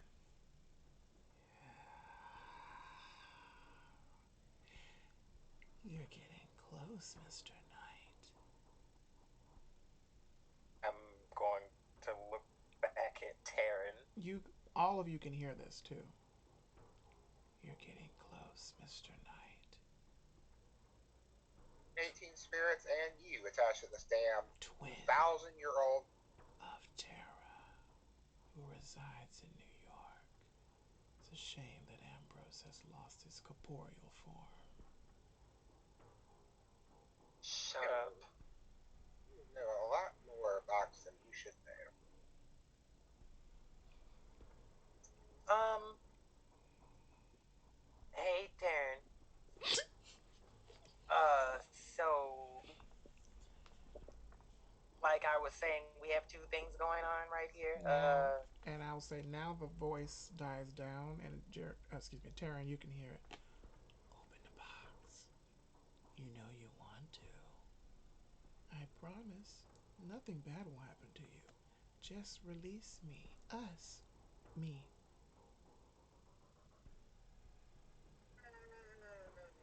I'd rather not.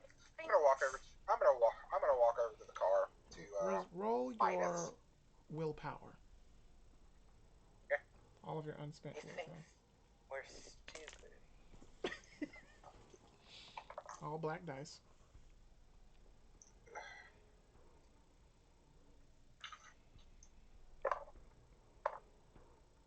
Three. You kind of stop mid in your tracks. Come back to me. Open the box. But then I kind of don't wanna. Open the box. Hell. I'm gonna no. hit the box again. Then I'm gonna put that blanket back over it. Cause Because it's like a parrot. It's like a parrot.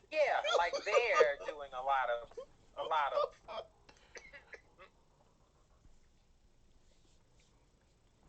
gonna move towards the back passenger side of the car if I'm able to move. I'm going towards Midas. The sheet kind of, as soon as you put it on the box, slides right back off. I put it back on there. It Like if we have slides to fight about right it, we're gonna back fight off. about it. Okay. Yep. Back again. I will talk to Taryn and keep doing that if I have to. But that cloak or that shawl throw, whatever the fuck I got back there, is going on that goddamn thing unless I have to like burn this box tonight because it's getting on my nerves.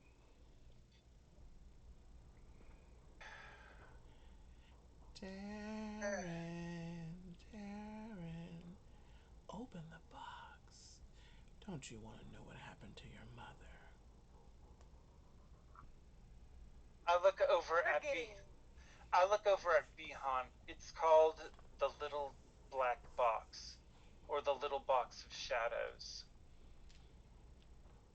Fine. It's a trap. I kind of look over at. Taryn, I kind of look over at. do I you? look lean and look at John. John has his katana ready. And I'm kind of like, you see this? The box whispers again.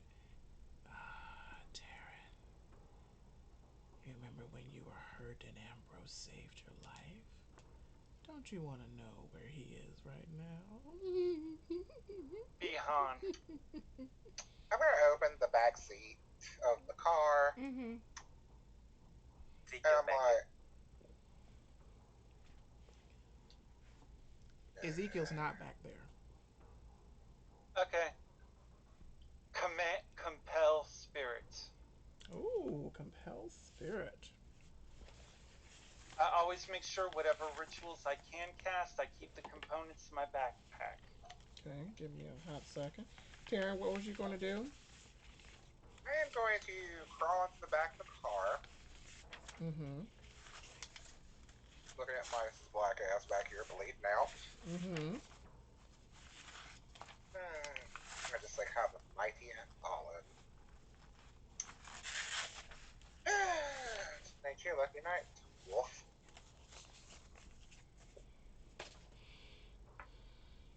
I passed my rouse check. Thank Christ.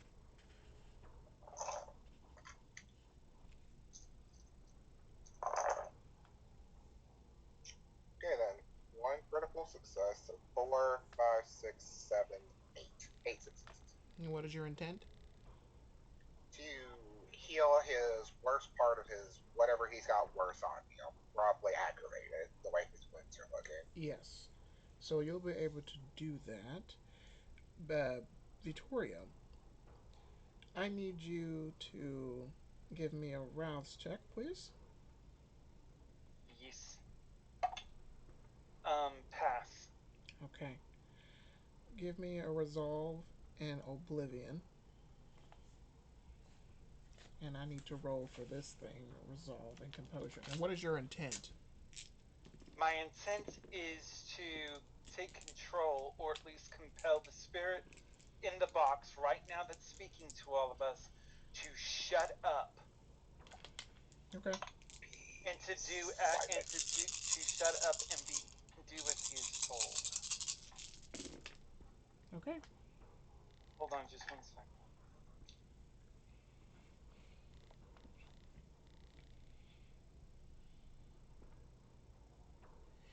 Darren, do you remember Amelie?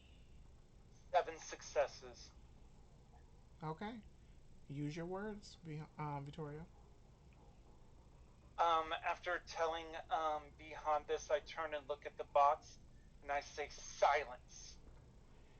What You will about speak when spoken to, spirits. what about And from here Carlos? on, you will do as I command." What about the box goes silent. I turn and look at Bihan. So, like I was trying to say, maybe you might want to let us, as in me, handle this.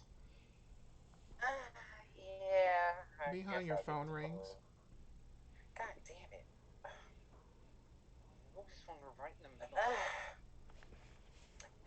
Who is it? Chloe. Hey, The bitch. Why the fuck are you guys talking? there's a half-dead werewolf in my trunk. Oh, fuck me. Yeah. Click.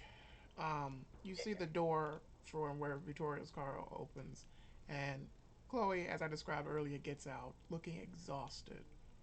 Then the other gentleman and the other gentleman I described get out the car too. So does Duncan and Noah. Oh my god. Quick question: does his wounds heal, or is he still like he's still in need of healing? They're closing up.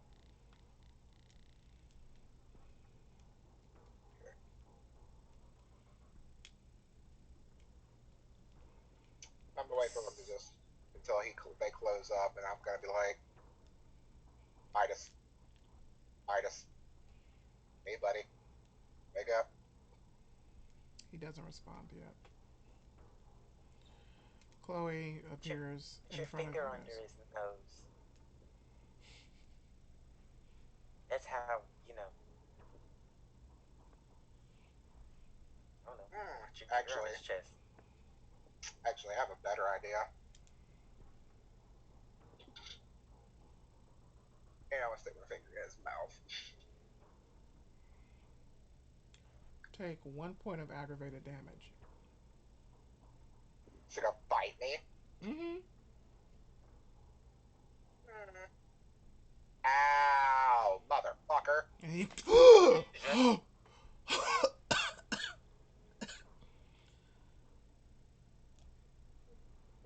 Oh, fuck. He has risen. He has risen. Oh, hi, how you doing? Guess what? What? You owe me your life. I don't owe you shit. I could have let you bleed out in the back of this car.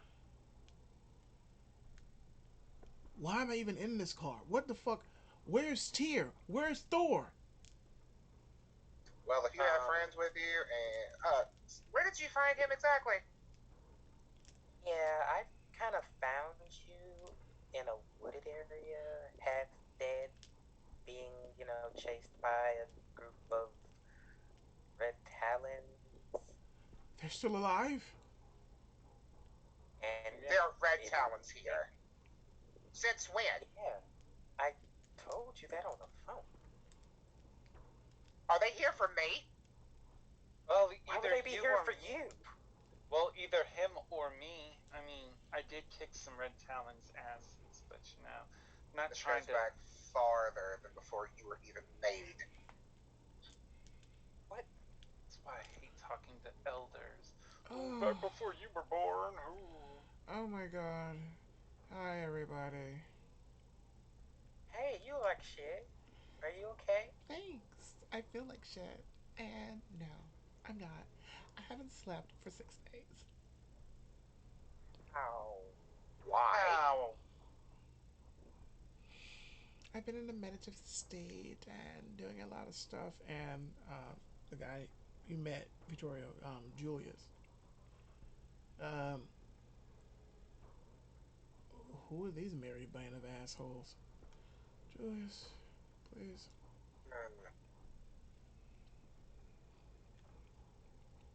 Hmm. Noah kind of steps Is it off to the Chloe's? side, and he kind of, Is it Chloe's boyfriend? yes. Hmm.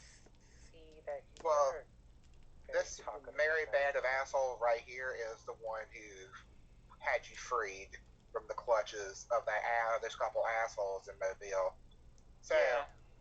a thank you is, all I could really ask for since I pretty much sold my soul for you, And asshole. and Oh, on top of that, these assholes right over here were the ones that got you to a hospital to try and save your assholish life. So I mean, you're fucking welcome, Dick. pissant. cunt. The hell? All of you. Don't look. Ugh, yeah. Thank you for, keeping me alive and whatever. Um, Chloe just shakes her head. I didn't want this. Well, you got it. So you have two. Yeah. So you got two options at this point, since I'm pretty much the oldest here. You can either try to learn to deal with it, or you can wait for the sun to come up and you can take a nice quick stroll out to the sunlight and it'll be over with. Your choice. I step off to the side and take Duncan's hand and guide him with me. Okay. We'll take care of those scenes in a moment. Um, Julius, speaks. I, I, I drink blood. Wow, we all do. I, you a vampire too? We're I all have to kindred. get over it. Ugh, that word's so weird. Kindred. It sounds like a kumbaya shit. Julius, please. I mean, Chloe, how do you expect him to really react? Why didn't you just let me die? Because she loves you, idiot. That's why she didn't let you just die. Logic and reason fucking go out the window when love is involved. Yeah. I thought you. I thought you hated me. You said you never wanted to see me again, and you went and you you freed me. Chloe, if she could breathe, if you could see her reflexively just.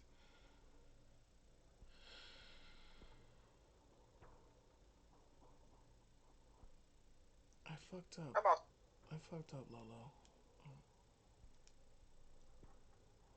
So when does I can't be cured, right? no. No. Like, I told you this is, it doesn't work like that. you're in the gang now. Like, this is for life. Only way out is, But I don't want to die. But I don't want to okay, be a Well, fucking vampire. too late. I've also been keeping my eyes on Midas this entire time because he ain't just gonna scurry off. Yeah. I so it's forever. Yes, and That's trust kind me, of the I know. point. Yeah, it sounds bad now. It does. What do you mean it sounds bad now? I can't eat. Everything I taste tastes like ash. Oh, That's just trying part to of the eat you. curse. Lolo, I didn't want to be a fucking vampire. And I'm sure she didn't want to turn you, but she was completely out of Wait, options. wait, you turned me? You just said that I'm a. Oh fuck! Wait, does that mean? That means you killed me. Chloe, No, no, no, You murdered me. I'm a fucking Chloe, monster. Chloe. no. You were already at I, death's door.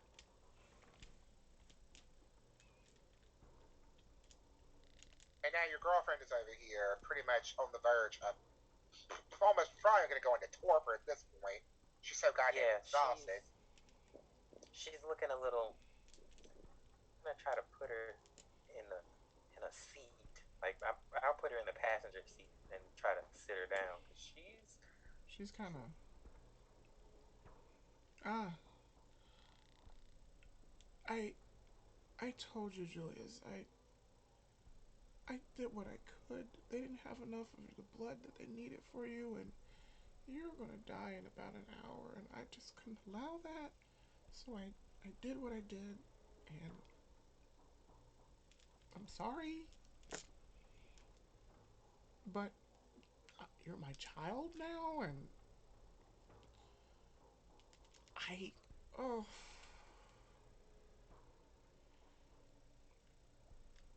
Oh, fuck that. You care about this man. You gave him something that most wouldn't give him. You gave him a second chance. And now you What get does to that be with the person. mean? What does that mean, big boy? What does that mean? It means you get a second chance to spend and you be with your girl here, and you get to learn the pros and the cons of being part of Kindred Seems society. to be a lot of cons in this shit. I don't get to eat. I can't even go in the daylight. It fucking burns. Yes, yeah. those are so fucking trivial. You have been embraced into Clan Tremere. You literally can do magic. Oh, like the little Nihil this shit? So I'm Thor now? No, I'm fucking Zeus? I made New Kindred come out with a Path of Levenwall. Man, fuck you for that. I was trying to explain to him, you know, all of that. And, whatever. Vittorio, one moment. Vittorio, you and Duncan are taken off to the side, and Duncan follows you quietly. I look over at Duncan. I say, don't make a scene, but in the back of Bihan's van, in the back in his trunk, there is a box. Can you shadow teleport? Yes. Can you acquire that box for me? Take it back to the mansion.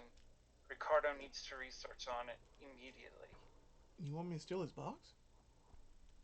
It wouldn't be the first time you've stolen a box, would it? I mean, consensually. But, yeah. I mean, I can Well, I'll do put it. it. I can do it if you want me to. It's not hard. Well, That's. you know. Well, I'll put it to you like this. You don't owe any of us any favors. And that box right there definitely doesn't need to be in Tremere hands, let alone Bihan's hands. Sure. Just say when and I'll do it. Does Do it. does behind? Wait. Pause. Yes. Where are they standing on the car? Because if they're on one side and I'm on the other side, they're clearly standing next to John. No, they have walked away from the car, like near an alley. Okay. So they're away from you. Okay. So he's going to be sneaky. Mm-hmm. I know this. Okay. Okay. Sneaky breaky. Mm-hmm. Let me roll some dice for Duncan real quick. Look at his character sheet. Okay. He is not hungry at all. Since I know how Victoria was acting towards the box, Did Mm-hmm. you likely make the assumption? make the assumption since Chloe's passed out, I'm going back there to it. I'm going to burn a willpower. That's a fair roll, but I want a little better. Now we're talking. He touches the box, and then the box eats Duncan. Then we never have to worry about Duncan again. Good time to be had by all. Thank Jesus. Hallelujah. Praise it. Okay. Praise our new God, the box separated us from Duncan, and is now my Vittorio, new Lord and Savior. Vittorio, you see Duncan standing in front of you. He lets your hands go. He takes a step back and he disappears into the shadows. Shadow step. I turn and head back to the group. Okay. Plausible deniability. Okay. But Plausible, my ass hurts. anyway, as you were returning, Vittorio, Luca Santos has not stopped watching you. And then he's kind of looking at everyone else. He's been relatively quiet since everyone's just been talking. Yeah, I was gonna ask where he was. Where is Ezekiel during this whole debacle? Ezekiel's gone. Ezekiel is gone. He is not anywhere in the car. You do not know where he is. Not my problem. I head over to the group, and if Mr. Santos is looking at me, I'm looking right back at him. He smiles. Not fully, just. I nod and give him a smirk. Something about the way he acts Mm-hmm. makes me wonder if he ain't family. We are family. I mean, you can talk to him or investigate more if you'd like. The options, you have options. Okay, I'll investigate. I'll engage with Mr. Santos.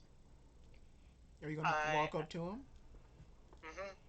There's no reason to be super. There's no reason to be sneaky about it. We both see each other. Mm-hmm. I walk over in Italian, say, "What part do you come from?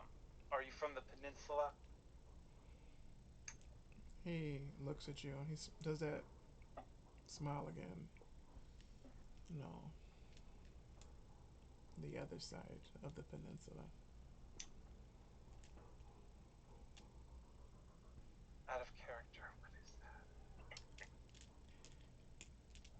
that? I will hint he is not from Italy. Gross. Okay. Yeah, really. I say, okay.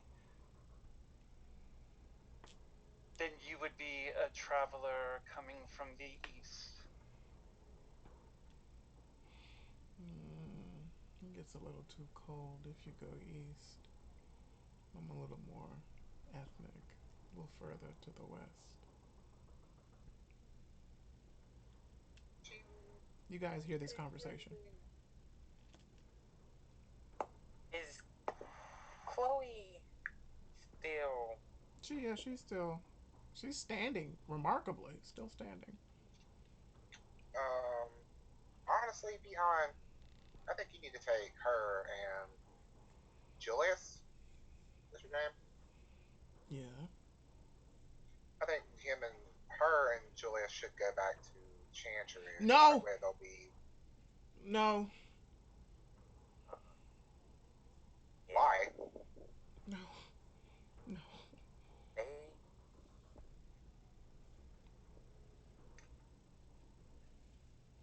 I'm well, sorry, I'm not 100% family, but what's going on? Why can't you go home I back to didn't. Chantry? I didn't have permission to do this.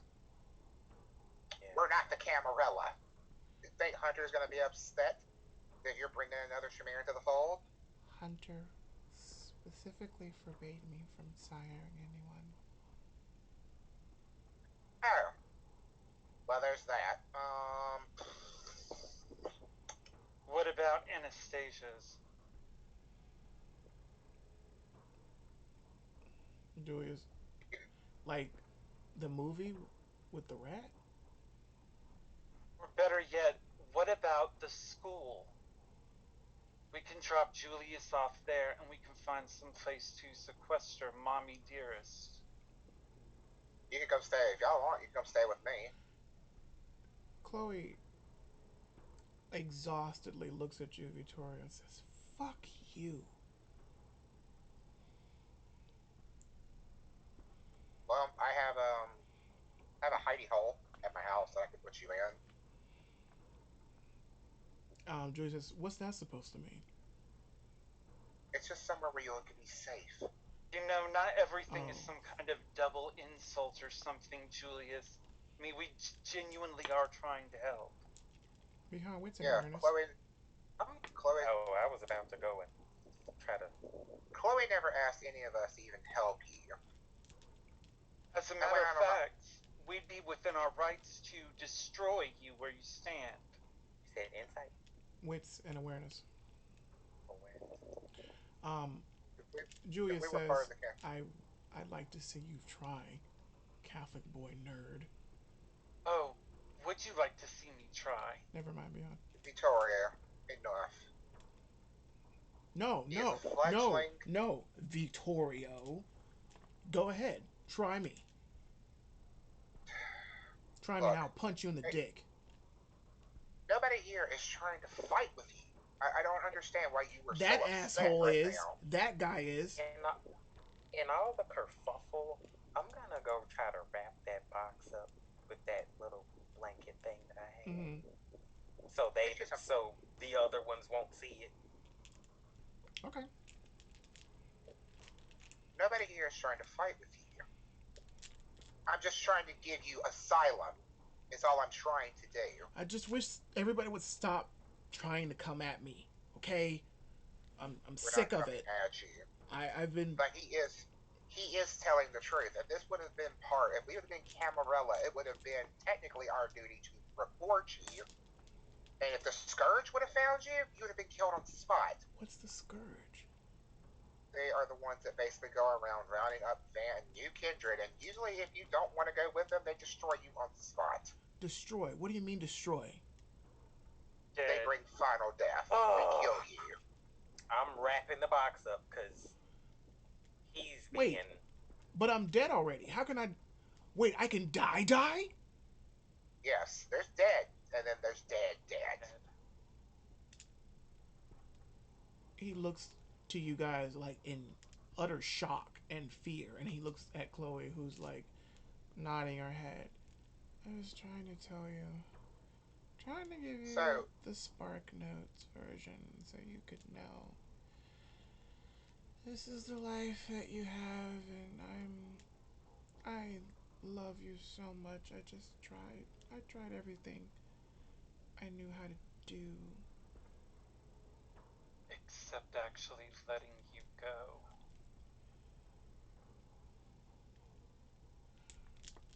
Luca, when you make that comment, he smiles. You're a shit stirrer, Victoria. I like it.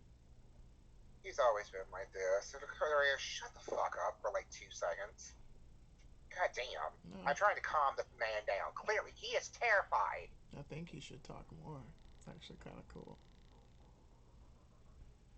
I'm just gonna fucking death glare this guy. I'm like, I don't know who you I'm are. like, Please and shut I the look fuck back, up. and I'm like, who are you? Oh, finally people want to know my name. I'm Luca. Luca Santos.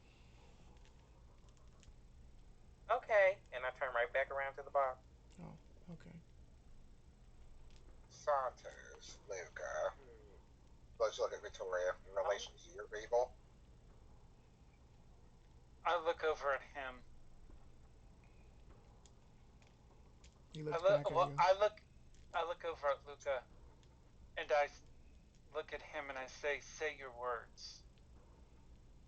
Say my words? You're not family. What do you want me to say, Victoria? Whatever you want, I'll say it. And he kind of like subtly does that LL Cool J, licks his lips like that way. Okay. What clan are you? Oh, you're asking the right questions. Take a guess. La Sombra. You hurt my feelings. I do actually like looking at myself in the mirror. I have a really nice body. I turn back around to the little childling babykin and to Tyrion, and I say, He's offering you asylum, a safe place to stay where you can figure all this out, and Chloe can rest. Who is Take this? it. Who is Hunter? Why can he destroy me? You Because don't he need to is. you don't need to worry about that right now. Right now you need to No, worry I about want to finding a know place because to I go. need to know not to fuck with this guy. He is the Baron, and he's also pretty much the head. He's the regent of the Tremere. He's your boss, basically. The fuck he is my boss. Yes, he is. I tried to explain, but you were just so upset, and here we are. So, I'm sorry.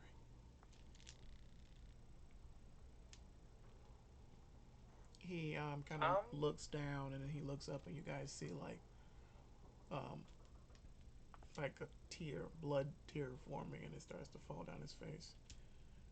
I Okay. And then he's like, a little I tempting. wait, I can't. It's I blood. walk I walk over and I take hold of his hands very gently. It's blood. I know, Julius. Calm I'm, down. I'm crying blood. It's okay. It's okay. Look at me. It's okay. That's not You're normal, man. it's not normal, but it is what it is. Just relax. Getting upset and angry isn't going to solve this, okay? He starts All right. rocking. I take him I take him over towards Bihan's car and I sit him down. Take a moment. Get yourself together. Chloe is safe with us. We are her coterie. We won't let anything happen to you or her. Now relax. Just sit here for a while and think. Let it all digest, okay? I can't. I can't, man. I killed 4 people. I put a hand I put a hand on his cheek. I know, and that's horrible. But right now, you have got to think about yourself and you have got to think about Chloe. So just relax. Right now, take a minute, think about everything you want to ask and everything that's been said.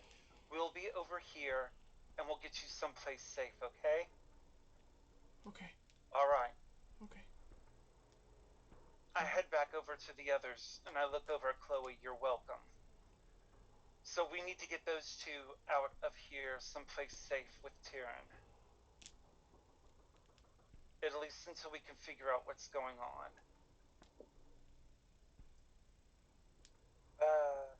I'm texting Who? Hunter, Mm-hmm. and What is the message? I have something I need to tell you about. Uh, I might be able to come back tonight.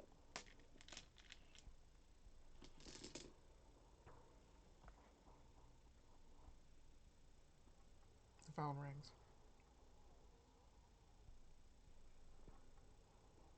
Who is it? It's Hunter. Yeah. Just rip the band aid off. Hello. Nah, you know I don't like playing them games on the type of phone when you're texting me. So what's going on? What's going on? What happened? What you found? I can't really speak right now. No, no, I'm no, around. baby. You need to tell me what's going on now. You might as well soften the blow while I got the chance, huh? I'm around a lot of people, and I don't need them to know what I have to tell you. Well, walk away.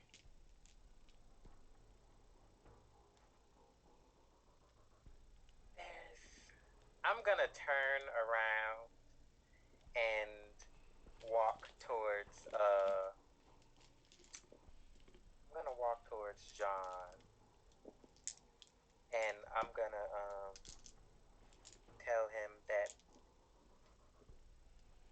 I'm gonna tell him about the box, Okay. and I'm gonna tell him.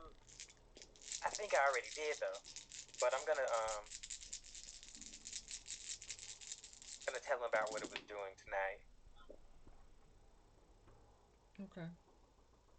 The box. And Okay. And I'm gonna let him know that Midas was attacked by red talons. Okay.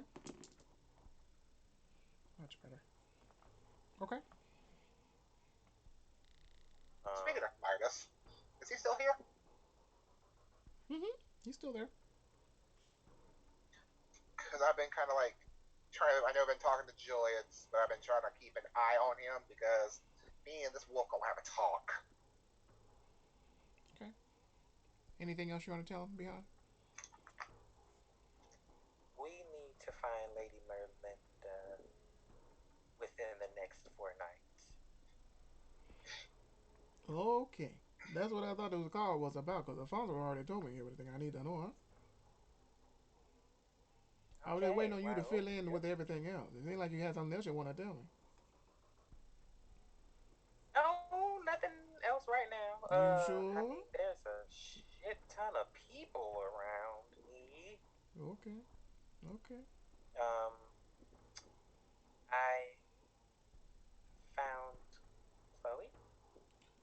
Oh, all right. She okay, huh?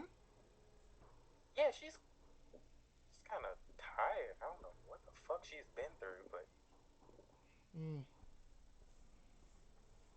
Well, tell her to come to the chantry where she can get some sleep.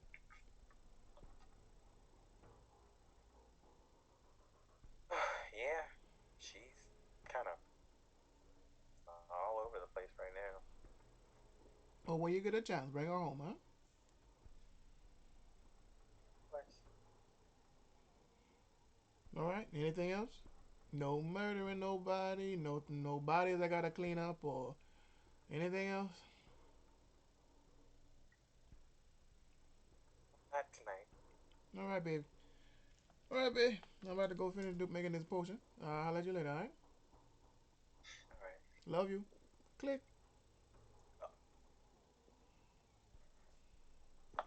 Get fucked. A drive by. But uh, okay. One John. one moment, Vittorio. That it was successful.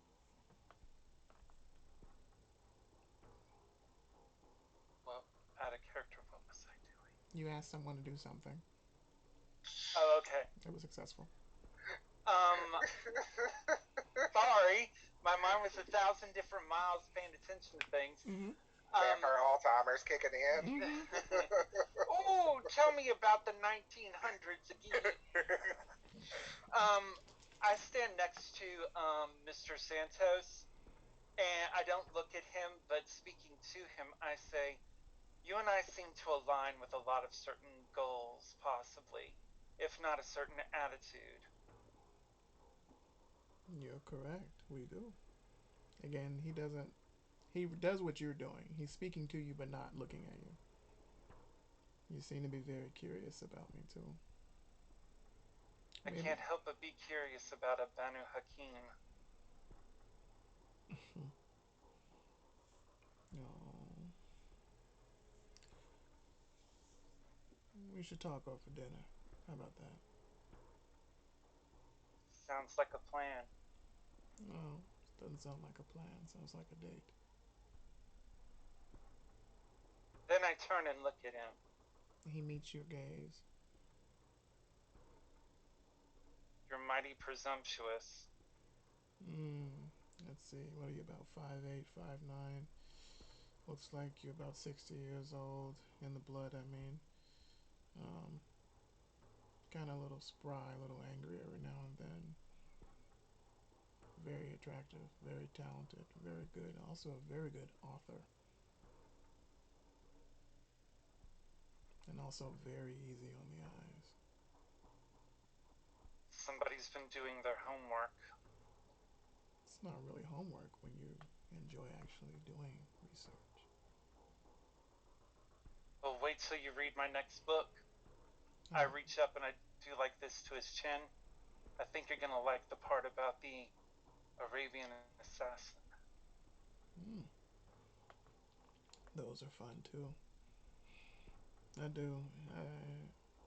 I find your stories very thought invoking. They make me feel safe in a strange, fearful kind of fashion. Kind of like living life on the edge, but also there's a subtle. Vicariously. Yes, that's the word. That's the point. Oh, of course. And he in turn does the same thing to your chin. He kind of lifts you up a little bit, looking at him. So, I wouldn't presume or make the assumption you had a cell phone, but if you did, Oh, absolutely. I give him my number. Already got it. The last time I had a dealing with someone like you, I lost two very important people to me.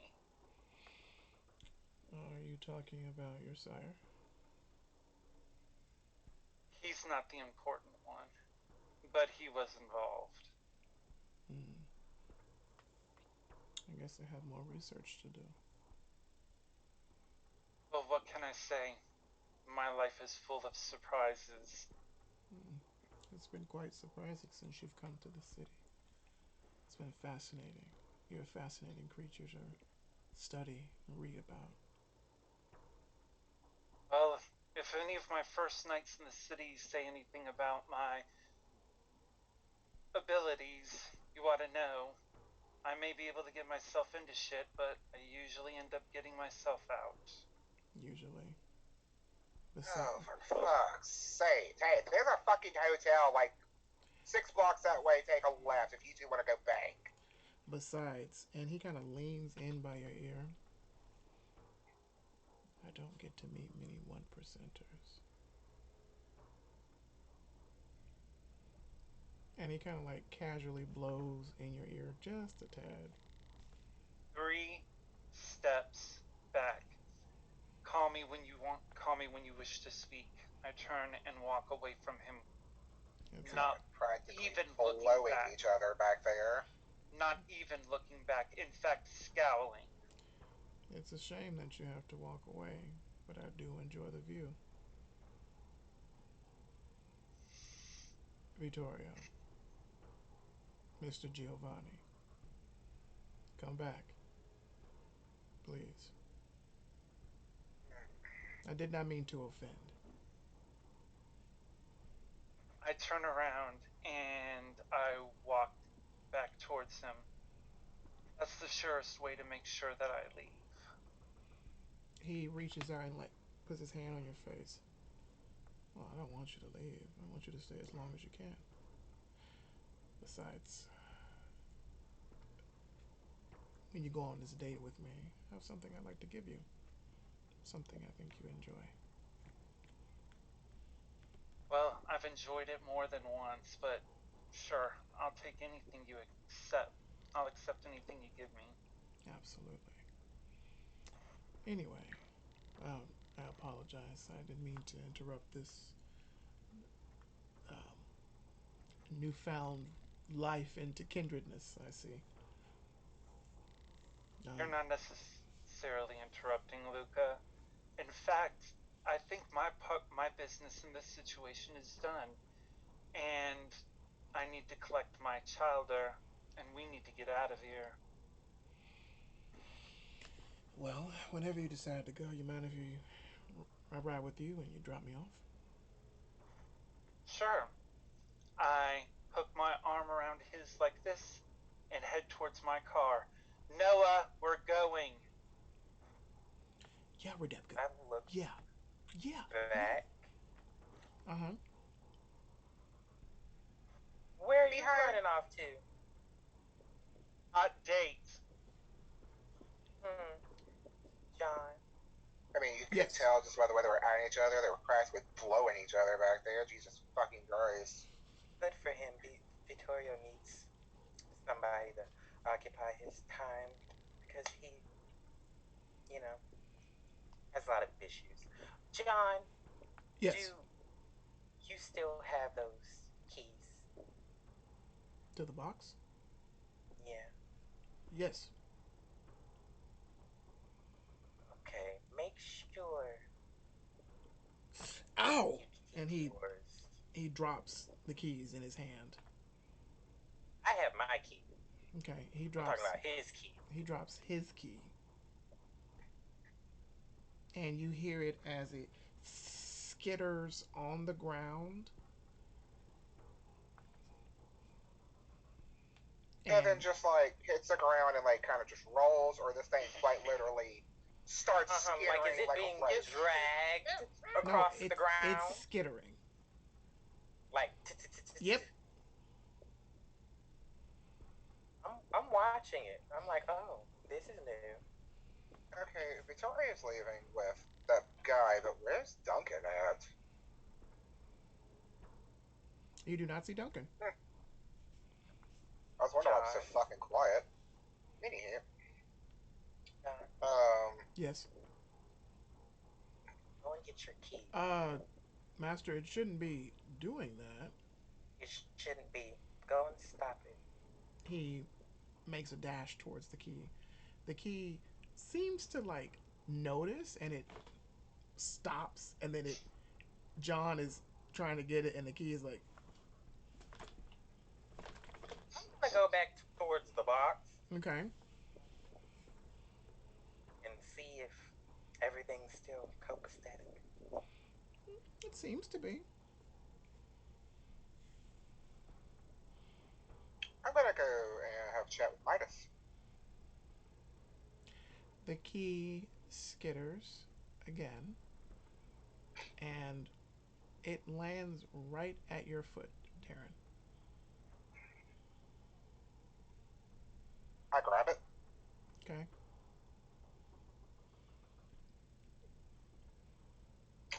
Where did you come from? Behind, and John approaches you, Taryn, with katana in hand, pointed at Whoa, you. Yakuza Daddy! We ain't gotta do this tonight, fam! Put the That's key mine. in my hand, or lose your head and organs. No, that's Taryn, John. I am aware It's of who okay it when you do is, it to Master. Victoria. You think it's about time for John to go on a... speaks to you in Japanese, Taryn. Behind, you can understand this. Um, he says, "My blade has been hungering for blood, and it would be an honor to dismember you piece by piece with my katana, and I don't know what he's saying, but it send you to seems... the islands of the rising sun." He just asked if he could do anything for you sometimes, Yeah, but behind, don't feed me a fucking bucket of bullshit this particular moment with your fucking He Yakuza fucking katana as wielding you're talking, asshole he fucking... pushes the knife closer towards your where your neck is, and why? If he gets closer, and if on he the gets blade. if he gets close to me, I'm going to take a step back, Okay. and I'm like, I'm gonna put here's my the key. hand on the blade. I'm like, here's your key. I don't want it. It touched my foot. Get your katana out my face, old man. Old man. He's okay. He just needs, Gershom. So, Oh, so we listen. I am sorry. He spins on the heel. He walks back to the car. I say in Russian, it's time for that old cow to go to pasture permanently. He stops in mid step and turns and looks at you and responds in Russian. I don't think so. And then turns I back just and walks. smile.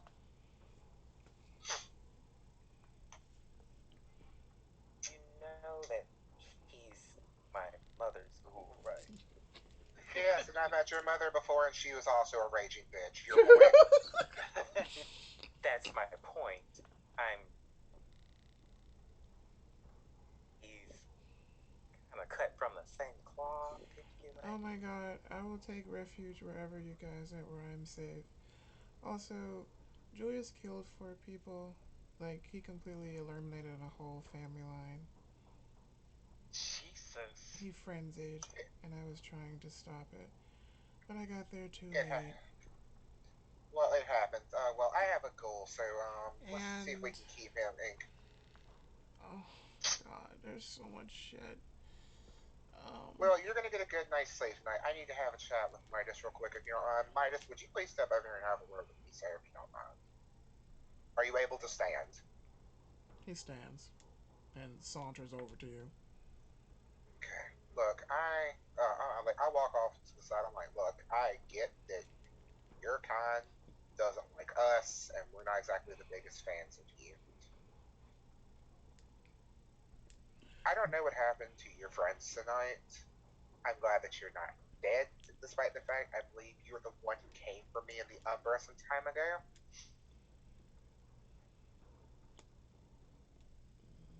Okay. And I've been having issues with Guru kind for some time. Mm-hmm. What do you want? Look, I saved your life. The only thing I want from you is Is that you and yours just leave me alone. Is all I want. I can promise you, my tribe won't bother you. And also that one that's with you, the crazy looking one. You kind of. You mean Dern? The one that doesn't speak. Yeah, that one. Dern. Yeah, Dern. He slightly scares me. He actually kind of scares some of us too. You never quite know what's going on in Dern's mind. Yes, and unfortunately, I have seen a lot of werewolves in his, excuse me, Guru of his state. I've seen them be slaughtered because they couldn't be trusted because they were feral. And most of our customs, that does continue to play out, but we wanted Dern because of his feralness. And I flash don't for your understand. mind, Taryn, you remember this interaction with Dern looking ferally, not understanding. Well, understanding that he can understand, but like you would look at a dog and be like, there's not a single thought in that head. Yes, it's almost like a vampire in Wessel. It just understands one thing: hunger. One moment. I don't understand why these red talons. Behind, all right. Yes. Behind did say something about the werewolves with the runes on them, correct? To me. yeah. Okay then. So I don't understand why these red talons are working with maybe some of our kind, but the ones that we don't deal with. Apparently, they had runes on them, and I believe they're red talons. I don't think Did they're they attack? working with any kind. What's your question? Did the red talons try to kill you tonight? Yes. Now, I don't. I'm not gonna act like I know a lot about Guru They society. set a trap. I walked into it. I knew it was a trap. I didn't know it was that bad.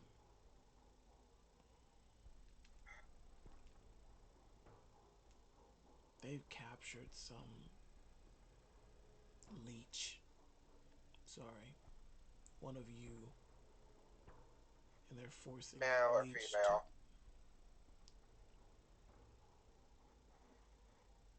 I don't know.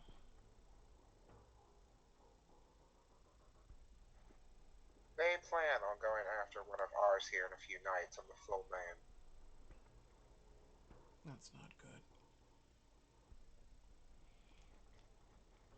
Now,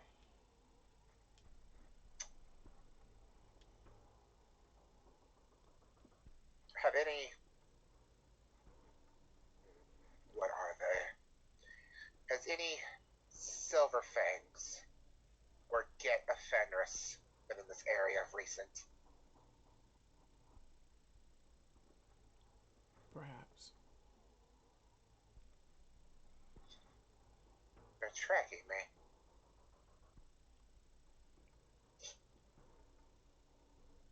So you are what Almon is looking for.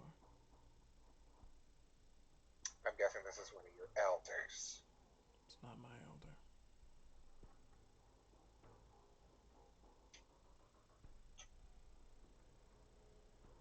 It's possible.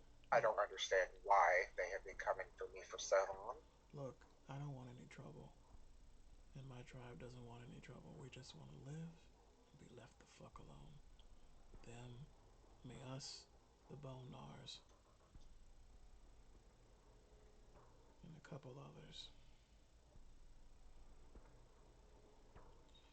I won't Um, pretend to understand and I'm gonna also let what's you know. going on. I'm also gonna let you know something else. Whatever they're doing, and they captured that poor one of you. They also had something really scary caged up that I thought was just a joke. What? You ever heard of a black spiral dancer? In passing, but I heard that even your own kind doesn't care for this particular career. We don't.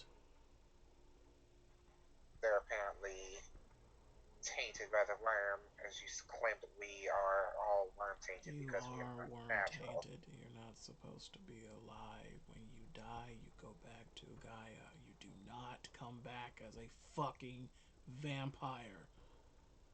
It's against the cycle, it's against nature.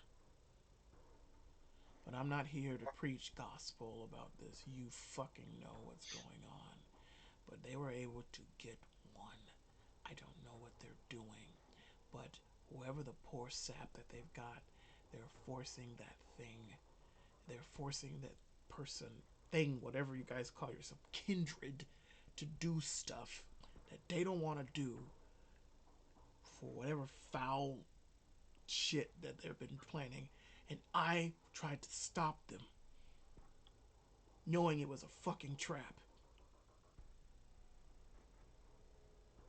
Did you lose any of your brothers tonight? I don't know. If This is Tyr, going to affect. if Tyr and Magni and Thor did not come out, I don't know what happened to them.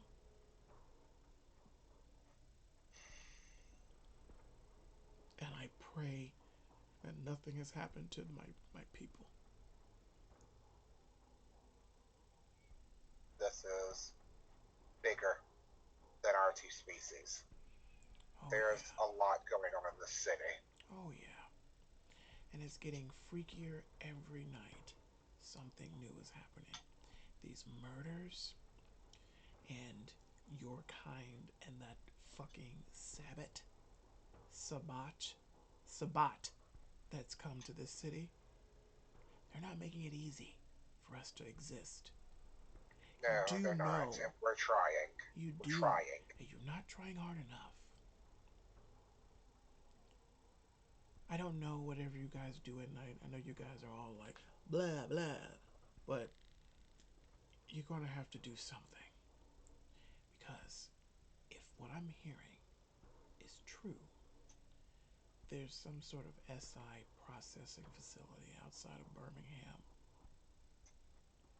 And I if think I know exactly where it is because I was in it at one point. they want organs, they want us, they want you, they want anything that is magical in their eyes. I just want to survive. How about this? You, me, some form of truce. I help you, you help me.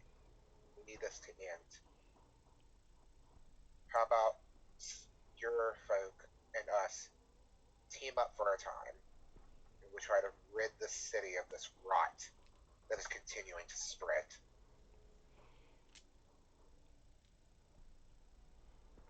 I can talk about it to my council.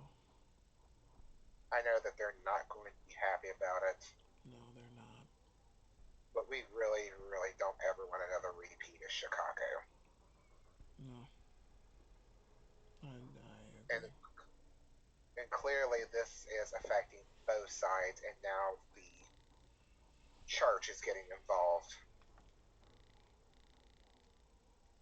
Everywhere you guys go, there's death.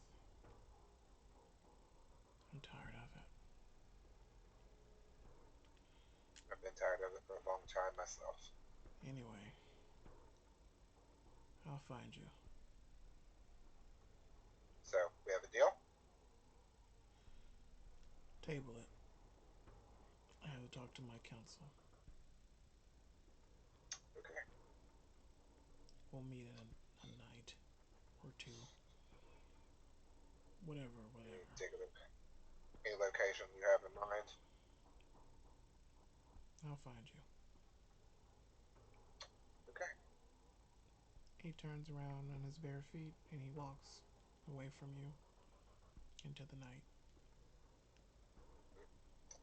I'm going to pull my phone out and I'm going to text Andy. Andy responds, "So, I'm going to I'm going to say we're going to have guests tonight. Two kindred brethren. They're going to be in the safe room. Um, be on. I basically say, enjoy playing your Switch. Make sure you have your dick put away when I come to the door. And also, I want you to be wary and keep a stake on you at all times because one of them is a fledgling and has not learned to control his hunger. And I don't need you getting eaten. send you a thumbs up." I'm going to walk back to who's left over behind. Okay, cousin. I think I may have gotten Midas to possibly work with us. That's great.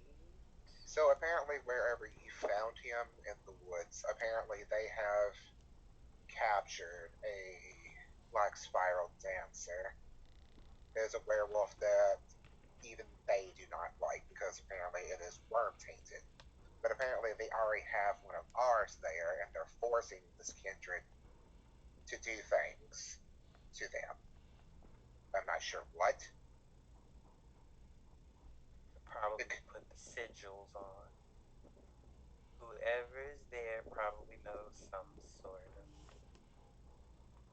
Oh God, if it's Lady Melinda. And now they're going after the progenitor, one of the higher clan members of Tremere. This is completely above our pay grade. I'm not saying that we can't handle this, but hopefully Midas can talk some sense into his people and maybe we can team up for a time because this is affecting both of our sides. And SI is in on this, and he said that there is a secret SI facility somewhere outside of Birmingham. And if this is the location I'm thinking, this is where I woke up the night when I got dumped from the Umbra. They're collecting organs, bodies, like anything magical. If I wouldn't have got out of the box when I did, they were going to hollow me out.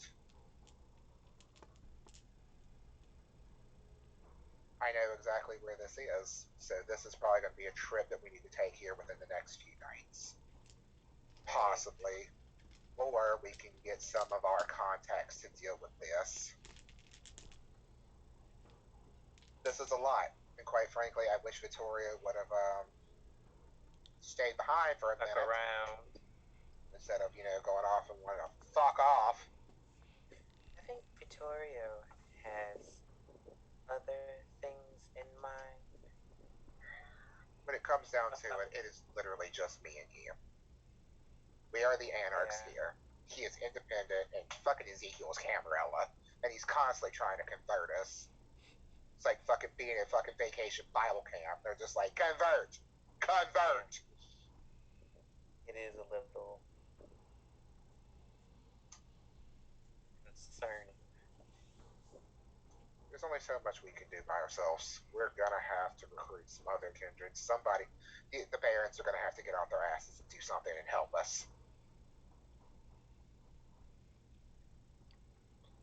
I don't really know what all we can do here, but it's just this is All getting I too can big to do deal with. is try to speak to Hunter and get him to help. We're probably gonna need that gargoyle that Ezekiel has brought with him. Because if we're gonna have to deal with werewolves, quite frankly, behind you're my coterie mate, and I love you, fam. But have you ever fought a werewolf before? I try not to fight most things, but no, I've not. I don't really run around in the wild enough to.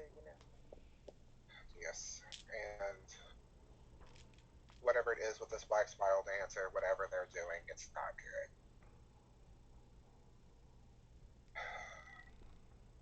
First things first, we need to get Chloe and our boy here to my place so Chloe can rest.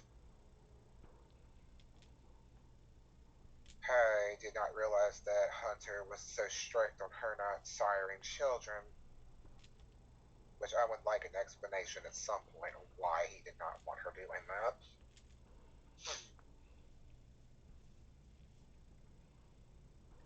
Um, oh, I'm going to reach into my pocket and give Taryn that vial of Midas's blood. Oh, good. Asked for a couple of these, but I guess one will do. Victoria was a little stingy. He only had what he had.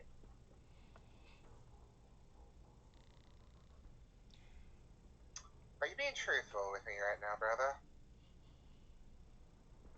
And on that note, Vittorio, you have now gotten in your car and you've driven away with Luca in tow. Um, I don't say anything at first. I just take out my cell phone and I text Duncan, is it done? He says yes. Alright. Me, Noah and I will rendezvous with you at the stronghold. Make sure you keep that box under guard. It's okay. I put the phone away and I look over at Luca. So, how did you find yourself with Chloe and her little boyfriend? Well, interesting enough, her boyfriend killed one of Dwayne's top ghouls. Dwayne. Yes. As in the Camarilla Dwayne. Yes, Mr. Tumberland, the Regent. You know who I'm talking about. We've met. I Pretty easy on the eyes, isn't he? I wasn't digging the personality owning the body. So, does Yeah, this mean that you're a member of the Camarilla? absolutely not. Just making sure. You could kind of say I am a kindred private investigator. An independent. Ah, yes, I am. At worst, a merc. Mercs do other things. I don't do those. So you don't live up to the stereotype. I do not. Whatever stereotype you have of me. So you're here looking in on Mr. Dwayne's top goals, family's utter annihilation by a kindred. Maybe. Maybe not. Maybe I just came to see you and take you out on a nice date. Which brings us to the next question. How do you know me? I just ran some searches. Your name popped up quite a few times. I think you're very interesting. Well, without StruckNet, you're gonna have to dive pretty deep. I leave that to the Nosferatu. I'm a more hands-on approach, man. You know. But how could you be certain that Vittorio Giovanni, the writer, was Vittorio Giovanni the vampire? You're pretty. There's always a possibility. You're pretty.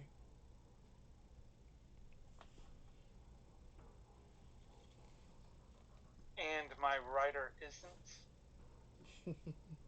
I say as I remember using the old man's face on my jacket sleeve. Mm-hmm.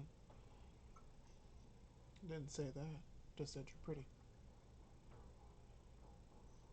Well, saying gosh you're pretty as somebody is asking questions and everything only leads one to the assumption that you consider me just pretty. No, I consider you enticing, inviting, curious, worthy of more study, but closer, not from afar. So then what do you plan on telling your employer? When I give them a full report, they'll know what I've been doing. But this date and this conversation is completely off the record. You can say what you Off want. the record, on the QT, and very hush hush. All of that. Whatever you feel comfortable saying. Mr. Giovanni. I'm sorry. Vittorio. It just seems like the lines of dealing with Dwayne just keep getting more and more muddier with our little coterie. Yeah, sure. You guys have been very busy in the city. Um, some of your clan are going to come to your stronghold and not tomorrow night, seeking refuge. From Oh, Mobile. I didn't even know we had clan members in Mobile. uh, there are quite a few actually, but Her Majesty has decided to pass a decree saying that necromancy is illegal. Wow. I'm sure I'm gonna just get so many acolytes for that one. Possibly. I'm not sure. I'm just telling you the information that I have on hand, but that's besides the point. I've been expecting to see more refugees from Boston than from anywhere else, given the current political Well, crisis. in Boston, that's a story I have to tell you. You have a new prince, Ventru. Um, actually,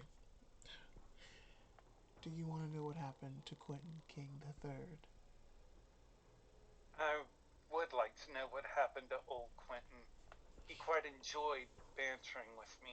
He reaches into his pocket and he pulls out some Polaroids that are face down. He hands them to you. Well, I asked. I turned the first one up. First one is you see a door. I hand it back to him, then the next one. The door opens. Hand it to him, then the next one. Open the door and you see a room with some muted light. I turn over the next one. The next one, you see Prince Quentin King III of Clan Malkavian on a crucifix. His forearms have been removed. His legs have been removed up to the thigh. And his eyes are like they have cataracts over them. This looks awful familiar. And then you see a white woman, very pale with red hair, like a blue pantsuit, but not a pantsuit. And he takes those pictures from you and he kind of like shows them to you and flips them. And it's like the little picture books that you would flip. And you can see her swinging an axe and decapitating him. Fuck. That is incredibly creative, but disturbing. I do good work. I appreciate it. Poor Quentin. I guess we'll never figure out the answer to his question. Probably not. But anyway, you can hire me if you need my services, or for free we can go out. Ah, this is my hotel. You can come by. I pull into his hotel room at the front and I say, it's interesting you should mention hiring you, because there are 2 lost people that I would like to find. Give me their first names and I'll see if I can find them. Oh, it's a little bit more complicated than that. You see, these 2 people are actually spirits. They're fetters that were taken from me by my master. I stop for a minute and close my eyes and say maker. Is it that Carlos? Carlos. Yeah. Not a very nice person. No, not in particularly. But these 2 fetters were ancient relics. The spirits tied to them, they're part of the family when the family was the clan Giovanni.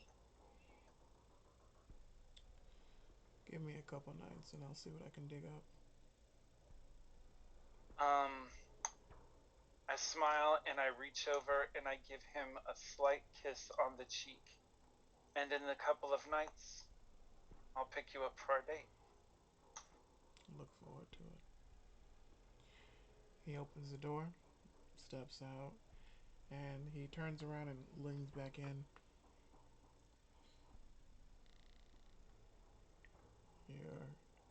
Your nephew is incredibly powerful. And then he closes the door and walks to the hotel. I do up the window and look back to see how scandalized Noah might be. Noah's mouth is on the ground. Pick your jaw up, boy. You just met him. What, you saying you didn't fuck Redimka when you first met her? I waited a night. Well, now I'm waiting too. But that would make you a slut. Hey. What year are you from? Is this the 90s, or are we still doing the whole, slut shaming thing? I thought we were against that. No. Sorry. But I mean, you do come from the Giovannis, so I don't know what exactly you're complaining about. I mean, he's not related to me. Shut up, He Dad. hasn't literally Shut used any up. blackmail. I'm not hearing this conversation. It's gross. I'm not doing this. I head back to the stronghold. You've also kind of notice Duncan has been incredibly tame and quiet. It's very different. I planned on addressing that. I plan on addressing that when I get back. Okay. And we will pick up with that as our next episode. So, Kendrick, we actually went over a little bit, but I want to thank you guys for watching. I'm going to close this out and I give it to my players, starting with Bihan. Hi, I am Ihan or Tay. You can find me at Kid Mishka on Instagram. Um, I had fun. Vittorio. My name is Aiden Kell. I played Vittorio Giovanni. If you're looking for me, you can find me on Instagram as Vittorio Giovanni. You can find me on Facebook as Aiden Kale. And if you're interested in what Vittorio likes to listen to, you can find me on Spotify under Vittorio Giovanni. Okay. And Taryn. I'm Jericho. I'm playing Taryn J. Knight. Tonight was a blast. If y'all are interested in finding me, I do have Twitter for Song in the Dark. Okay. And our good friend Alex is not here. He wasn't feeling up too well tonight, but he plays Ezekiel Wards. You can find him on his thing at the bottom. And I'm Joe, better known as DJ Toridor, Nolafanger on Twitter. Um, Thank you for watching this crazy story of these kindred of Montgomery by night. So, as Outstar says, remember, don't get lost in the night.